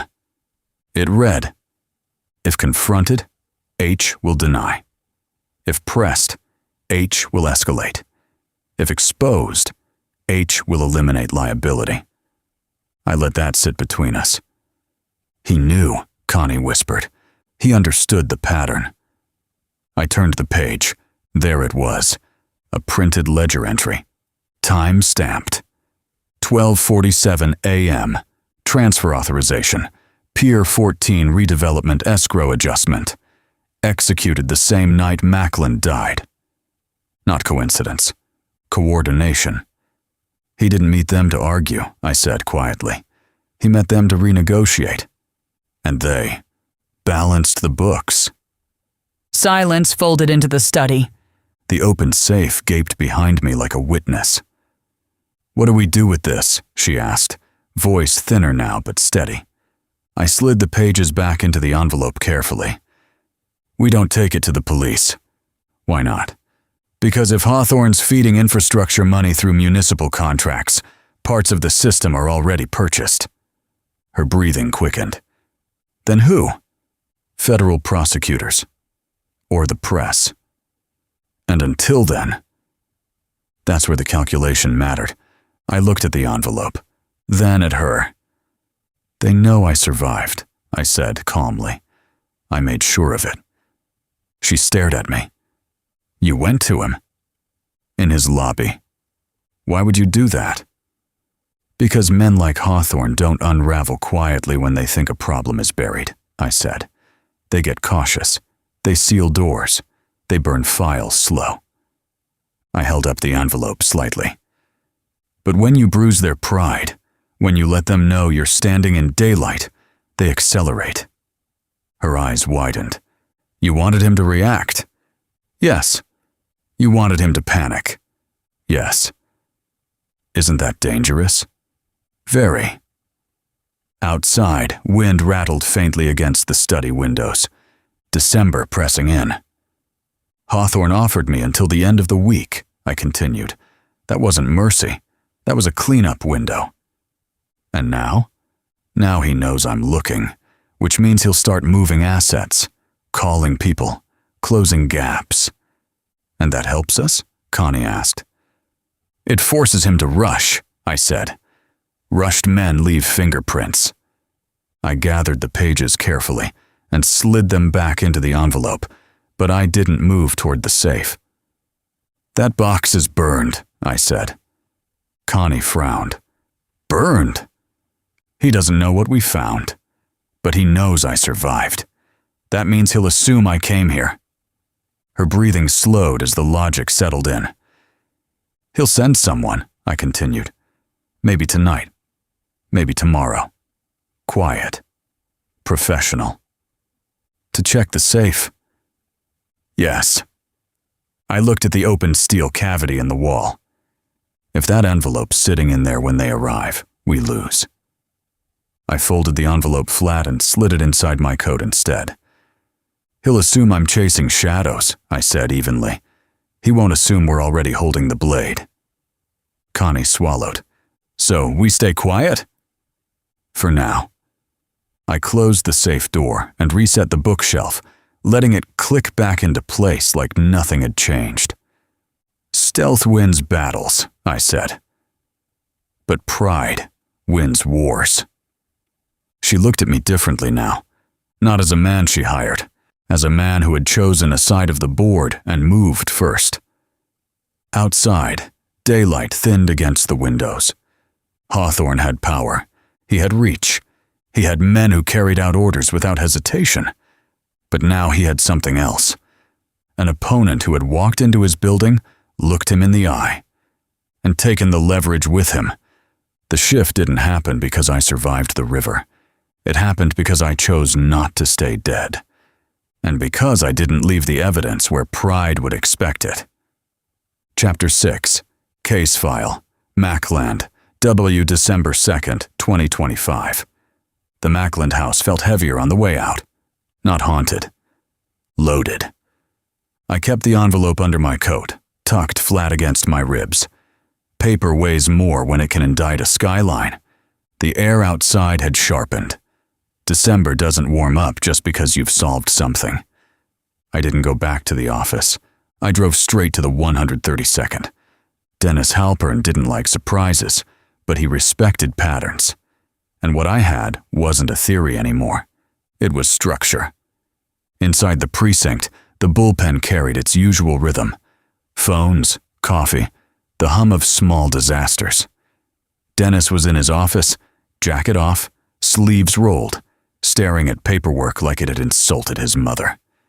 He looked up when I stepped in. "You're walking like you found something," he said. I did. I closed the door behind me. "Before you say anything," he added, "if this is another instinct." I laid the envelope on his desk. "Read."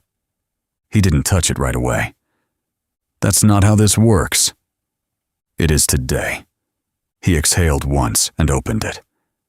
As he flipped pages, the room changed. His posture shifted first, then his breathing, then the muscle in his jaw. "This is federal," he said quietly. "Yes." "You get this where?" "Mackland's study." "And Hawthorne?" "At the center." Dennis leaned back slowly. "You understand what this means?"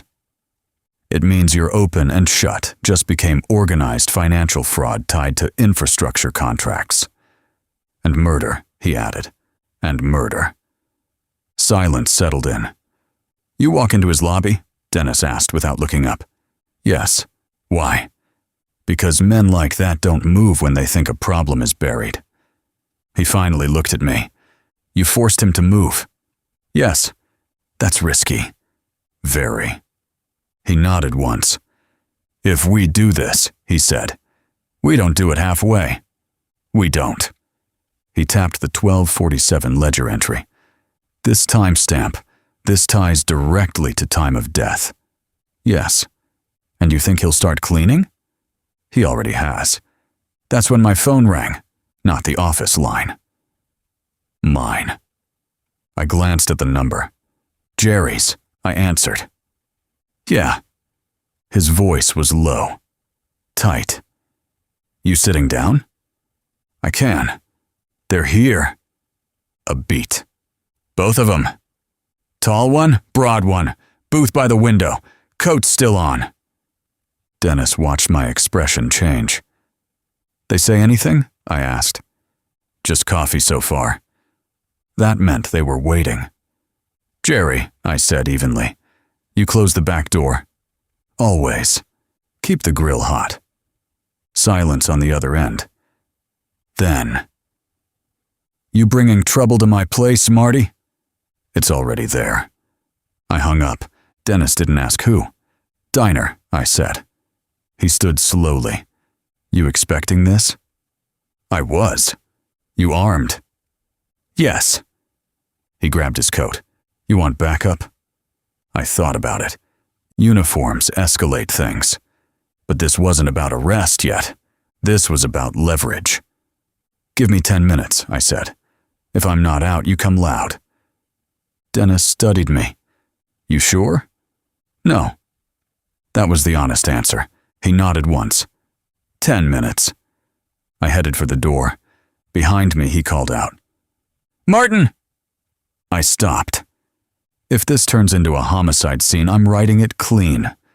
Wouldn't expect anything less. Outside, the snow had started again. Soft. Quiet. Jerry's diner glowed 2 miles away like a lighthouse for men who needed warmth. The first time I met those two, I ran. This time, I wasn't going anywhere. And somewhere across town, Hawthorne was waiting to hear how this ended. He just didn't know yet. He'd already lost his shield. The doors of the 132nd swung shut behind me, and December met me halfway. Midday sun hung low and pale, like it didn't want to commit. The kind of light that looks warm from a distance and cuts when you stand in it too long. I crossed to the Skylark and paused a second before unlocking it. Jerry's wasn't just a diner now. It was a line in the sand. I popped the trunk. Inside sat the part of my life that didn't make it into invoices.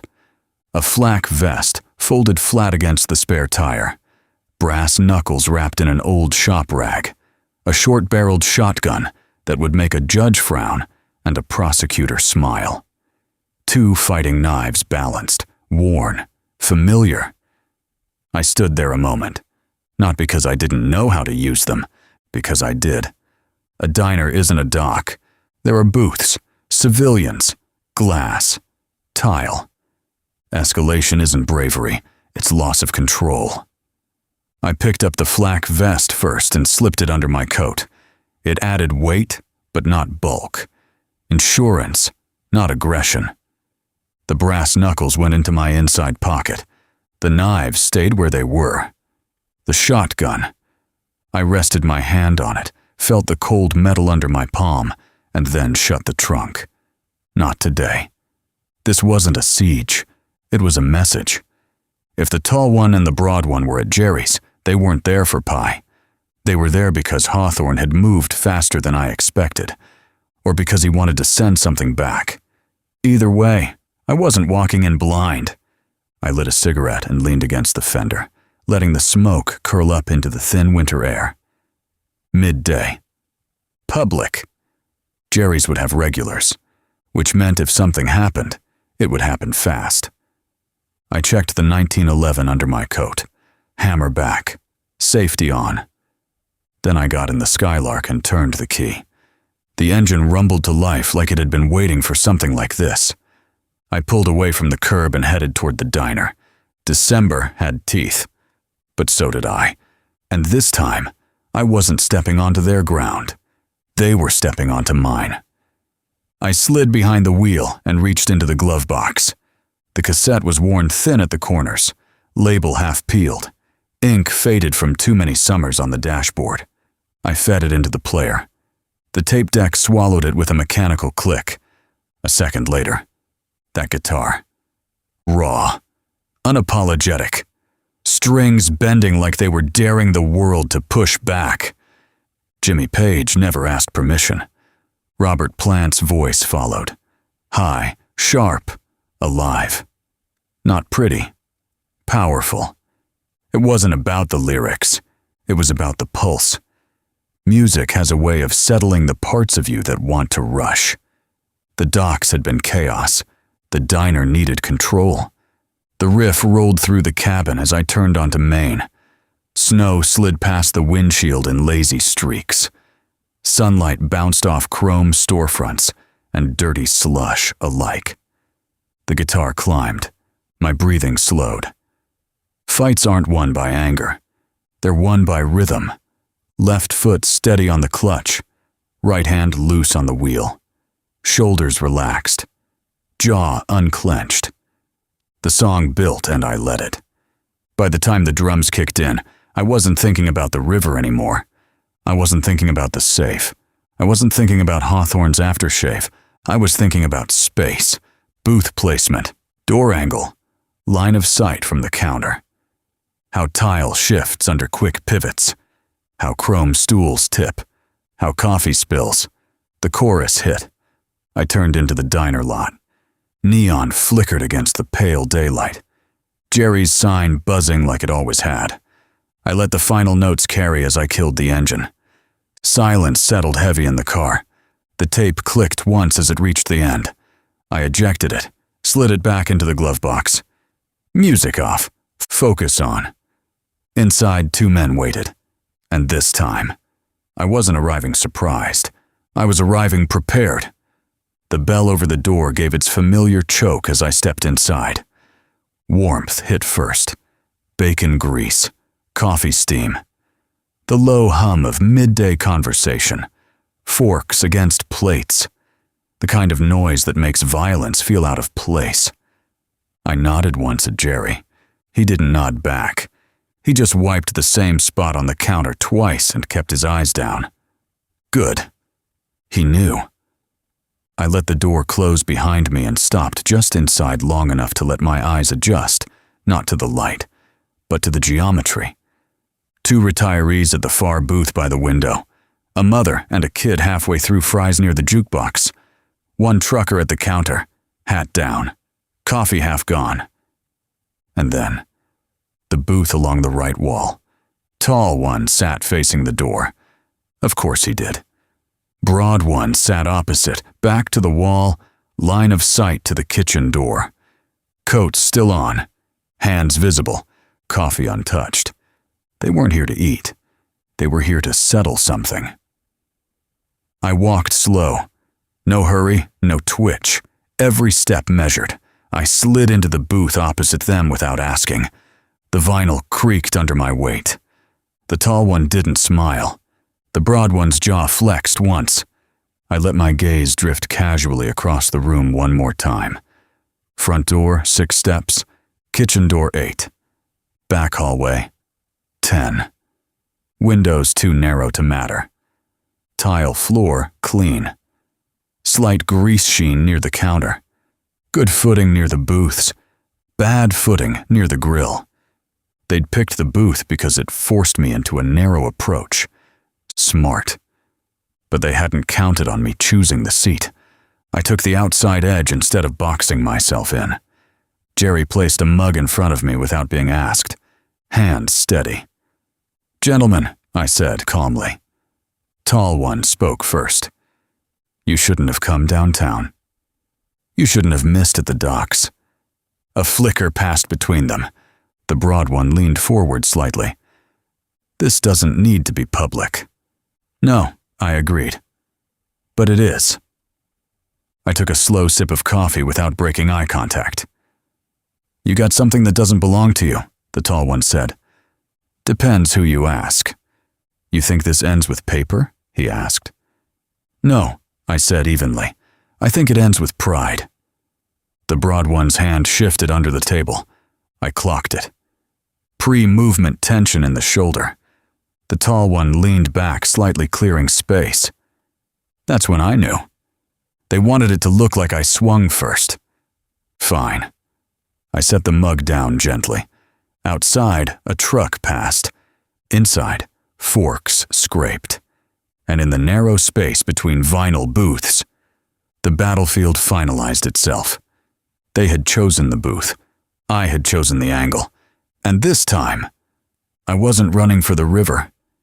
Keeping my eyes on the broad one's hand under the table, I shifted my focus without moving my head. Knees, shins, angle of the booth, the table pedestal. Tall one's right foot was slightly forward, weight loaded on it.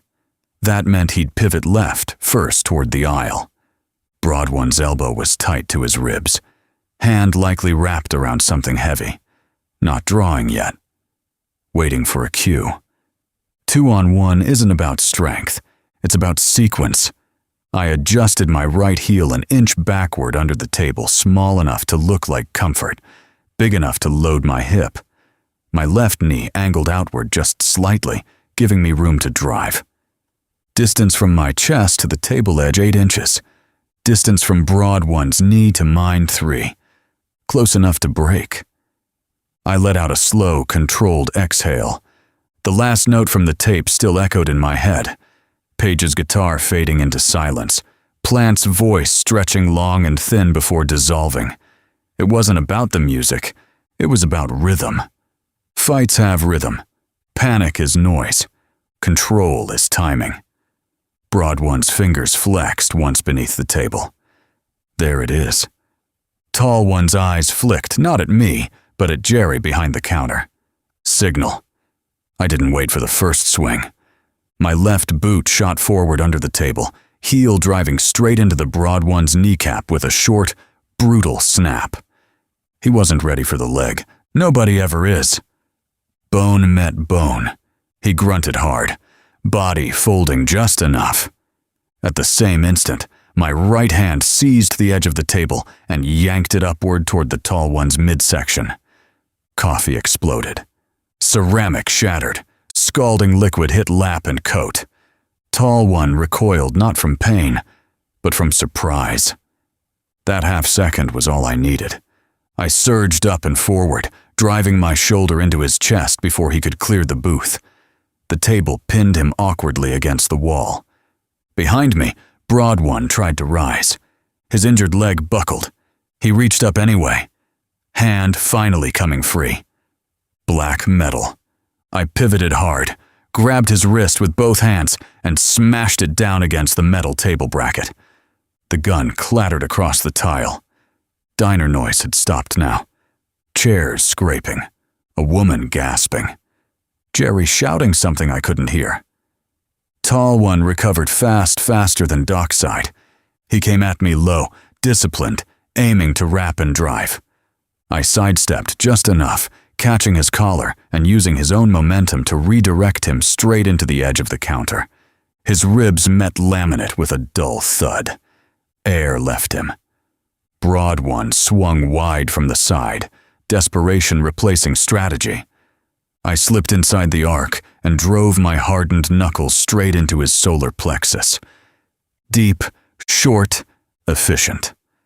He folded forward.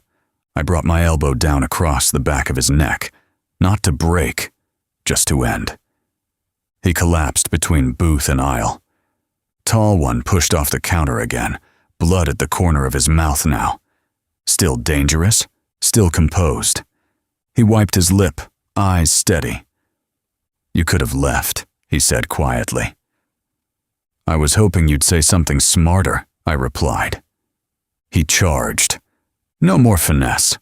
I stepped back and to the side, guiding him past me with a firm shove at the shoulder. His boots lost traction on the thin grease sheen near the grill. He hit the tile hard. Head bounced once. That was enough. Silence filled the diner except for the hum of the refrigerator and the hiss of the grill. I stood there a moment, breathing controlled, heart steady. 2 down. Again. But this time, no river. I looked at Jerry. "Call Dennis," I said calmly. "Tell him to come collect Hawthorne's pride." Then I bent, picked up the fallen pistol, cleared it, and set it on the counter out of reach. The chessboard was almost clear now, and Hawthorne had just lost his rooks. Dennis kept his word. I slid into the Skylark just as his cruiser tore past the intersection, lights cutting across storefront glass, siren sharp enough to peel paint. He didn't hesitate, didn't slow. 10 minutes. Right on time. I watched in the rear view as he angled into Jerry's lot. Uniforms would follow. Statements would be taken. Evidence bagged. 2 hired hands would wake up in custody instead of control. Good. That bought me space. And space was what I needed for the last move. I didn't go back to the office. Didn't go to Connie. Didn't go anywhere safe. I turned the wheel toward the river. Pier 14. Fitting, in a way. That's where Mackland learned his value had dropped. They didn't kill him the first night. They held him. 72 hours. 3 days in a warehouse that smelled like rust and brine and quiet decisions. They let him sit with the math. Let him understand the gap between his leverage and theirs. Then they let him go home. That's the part that matters. If you're going to eliminate a liability, you don't always do it at the negotiation table. You let the man think he's walking free. You let him see his wife again. You let him breathe his own air. Then somewhere between the first and second meeting, someone higher up decides the risk isn't worth the compromise. So they dose him.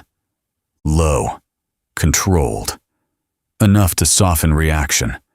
They take him home. Stage him. One round center mass, her gun, her prints, and paint the portrait of an unsatisfied wife with motive and access. Clean, efficient, corporate. The Skylark hummed as I drove, snow thinning near the river where wind kept it honest. Hawthorne thought in systems. He wouldn't expect sentiment. But I wasn't going back to the docks for sentiment. I was going back for symmetry. The tall one and the broad one were off the board now. Hawthorne would know soon enough. That would change his posture. Men like him don't rage. They adapt. He'd either A, send more muscle, B, try to negotiate, C, try to flee, D, try to bury the rest. I wanted him choosing, and I wanted him choosing fast. Pier 14 came into view, daylight flattening its menace, making it look like a tired piece of municipal waste instead of the center of a murder. I parked in the open this time. No shadows, no crouching. I stepped out into the cold wind and pulled my coat tighter. I dialed the number Hawthorne had used before. The one Dennis quietly confirmed was tied to a private office line. He answered on the second ring. "Mr. Martin." No surprise in his voice. "They're in custody," I said. A pause, measured. "I'm not sure what you're referring to." "You will be." Silence stretched. "You're escalating," he said calmly. "No," I replied. "I'm simplifying." The wind kicked across the pier, carrying the river's low slap beneath us. "Pier 14, I said. "Same warehouse." Another pause. "You're inviting something you won't control." "I don't intend to control it." "You think you have leverage?" "I know I do." A longer silence now. Then, "Very well." The line went dead. I slipped the phone back into my coat and looked out over the river. This wasn't about fists anymore. It wasn't about docks. It wasn't about who survived cold water. It was about who understood the board better. Hawthorne built systems. I broke sequences. He thought in networks. I thought in timing. The first time I stood here, I went into the water. This time, I stood upright in daylight, waiting. Because in chess, once the rooks fall, the king has to move. And when kings move, they reveal themselves. Chapter 7. Case File, Mackland, W. December 2nd, 2025. 5 o'clock crept in slow. The last of the sun bled out across the river like it didn't want to watch what came next.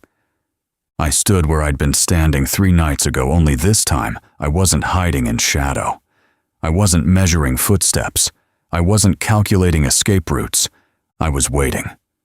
Headlights appeared at the far end of the access road. No sudden acceleration. No screech. Just a measured, deliberate glide toward the pier. That told me something. Hawthorne didn't come here for chaos. He came here for theater. The sedan rolled to a stop 20 yards out. Engine idled low. Controlled. The rear passenger door opened, and Hawthorne stepped out. He wasn't alone. He pulled Connie Mackland from the back seat by her wrist, firm enough to signal control, not enough to bruise yet. Her coat hung loose, hair undone, eyes wide, but not hysterical. He positioned her slightly in front of him. Shield, insurance, smart. The door shut softly behind them. The river kept slapping wood beneath us like it had no stake in the outcome. "It doesn't have to end like this, Mr. Martin," Hawthorne called out. His voice carried clean over the wind. "There is still room for negotiation." I didn't answer. He adjusted his grip on Connie's wrist, not hurting, just reminding. "Willie got greedy," he continued. "He wanted $25 million for the next 10 years. Offshore. Quiet." His tone wasn't angry, it was explanatory. "As you've demonstrated," he went on, "you play this game far better than Mackland did." Flattery. A bid. But you have to understand something, he said. I have a wife. I have obligations. I have people who depend on stability. He gestured faintly toward the skyline behind us. And I know about your visit to the detective. So Dennis hadn't gone unnoticed. Good. You're out of moves, Hawthorne said calmly. All you have to do is name your price. The wind picked up. Connie's eyes found mine. Fear, but also understanding. He wasn't here to shoot, he was here to settle. I spoke evenly. You brought her. She insisted on knowing how this ends. That was a lie, but it was a polished one. You think this is about money? I asked. It always is. He smiled faintly. 25 million over 10 years is inefficient, but it's manageable. We can do better for you. There it was. He believed the board was still financial. You think I came here for a payout, I said.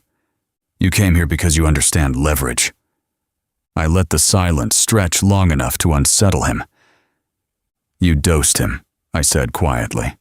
Brought him home. Staged him. Used her gun. Hawthorne didn't flinch. You can't prove that.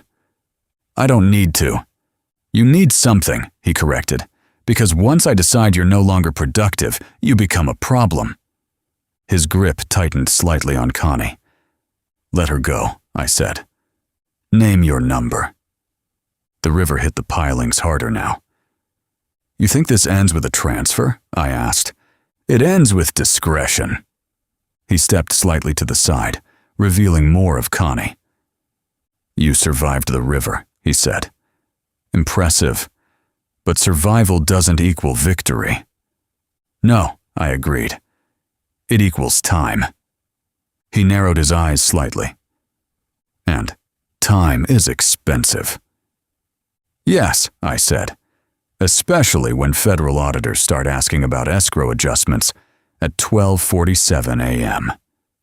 There it was, the smallest crack. You're bluffing, he said. Am I? I took one slow step forward, not aggressive, just present. You're not here to kill me, I said calmly. You're here because your men are in custody. Your shell layers are under review, and you need to know how far this spreads. His expression hardened. Name your price, he repeated. Release her. Then what? Then we talk. He studied me long enough for the sun to finally disappear behind the warehouses. Drop the envelope, he said. Slide it across the dock. There it was. Confirmation. He didn't know where it was. Good. I didn't bring it, I said. Then you're wasting your time. No, I replied evenly. I'm wasting yours. His eyes sharpened. Explain. I don't have the leverage, I said calmly. Dennis does. That landed. You involved law enforcement? Yes. And you think they can protect you? I think they can protect records. The wind cut between us. You see, I continued, I walked into your building on purpose. His jaw flexed. I wanted you to move. He didn't answer. You've been cleaning, I said, calling people, shifting accounts, closing gaps. Connie looked confused. Hawthorne did not. And every move leaves a trail, I finished. For the first time. He stopped performing. You miscalculated, he said quietly. No, I replied. You did. A cruiser's siren echoed faintly in the distance, not close, but present. Hawthorne heard it too. He released Connie's wrist. Slowly, carefully. You think this ends tonight? He asked. No, I said. I think it ends when pride runs out of places to hide. He stepped back toward the car. You've made an enemy, he said. I had one already. He looked at Connie once, then at me. This isn't over. I know. He got back into the sedan. The door shut. The car rolled away the same way it came, controlled, unrushed. Connie stumbled toward me once the headlights faded. "You told him Dennis has it," she said. "I told him enough." "Does he?" I looked out at the river. Yes. Because while Hawthorne thought he was negotiating money, the real transfer had already happened. And this time, it wasn't escrow, it was accountability. By the time Dennis's team reached Hawthorne's townhouse, he was already in the wind. Closet stripped, safe emptied. Rolexes gone. Wife's jewelry gone. Passport drawer open and light. He hadn't panicked. He'd exited. Left his wife behind in silk and confusion to answer questions she couldn't possibly understand. That was the thing about men like Hawthorne, they didn't burn down the house. They slipped out the back door and let someone else smell the smoke. Something open-ended had happened tonight. I'd forced a move. And in doing it, I'd made an enemy with deep pockets, deeper connections, and nothing left to lose. But I'd also put him on his heels. That mattered. I met Dennis Halpern beneath the harsh white lights of the precinct lot. Snow had thinned to slush. Blue and red reflections flickered across windshields like restless ghosts. Connie stood beside me, quiet now. Not fragile, just exhausted. "Is she free to go?" I asked. Dennis studied me for a long moment. Then he looked at Connie. "Fine work, as always, Marty," he said. A faint shake of his head followed, half admiration, half warning. "Yeah, she's cleared. Charges dropped pending further review." Connie exhaled for the first time in what felt like weeks. I extended my hand. Dennis took it. Grip firm. "You just made this federal," he said quietly. "I figured. You realize what that means." "I do." His eyes narrowed slightly. "He won't forgive this. I'm not asking him to." We held the look a second longer. Then I turned and walked Connie toward the parking area. Her heels clicked softer now. Lighter. Before she opened her car door, she reached into her purse and pulled out a thick yellow envelope. She held it out to me. "No accounting paperwork this time," she said gently. "Just what we agreed." I took it. Didn't open it. She stepped closer, placed a soft kiss on my cheek and whispered, "Thank you." Not dramatic, not theatrical. Just real. I helped her into the driver's seat, closed the door, and stepped back as her engine turned over. She pulled away slow, headlights blending into city traffic. Alone again. I reached into my coat pocket and drew out a Lucky, clenched it between my teeth. Struck a match. The flame flared in the December air, warm and brief. I watched it burn close before touching it to the tip. Smoke filled my lungs. The night felt different now, quieter, but not safer. Hawthorne would be coming. Not tonight. Not loud. Men like him don't rush revenge. They fund it. I flicked the spent match into the slush and exhaled toward the streetlights. December wasn't done. It never is. But for now, the board was reset, and I was still standing.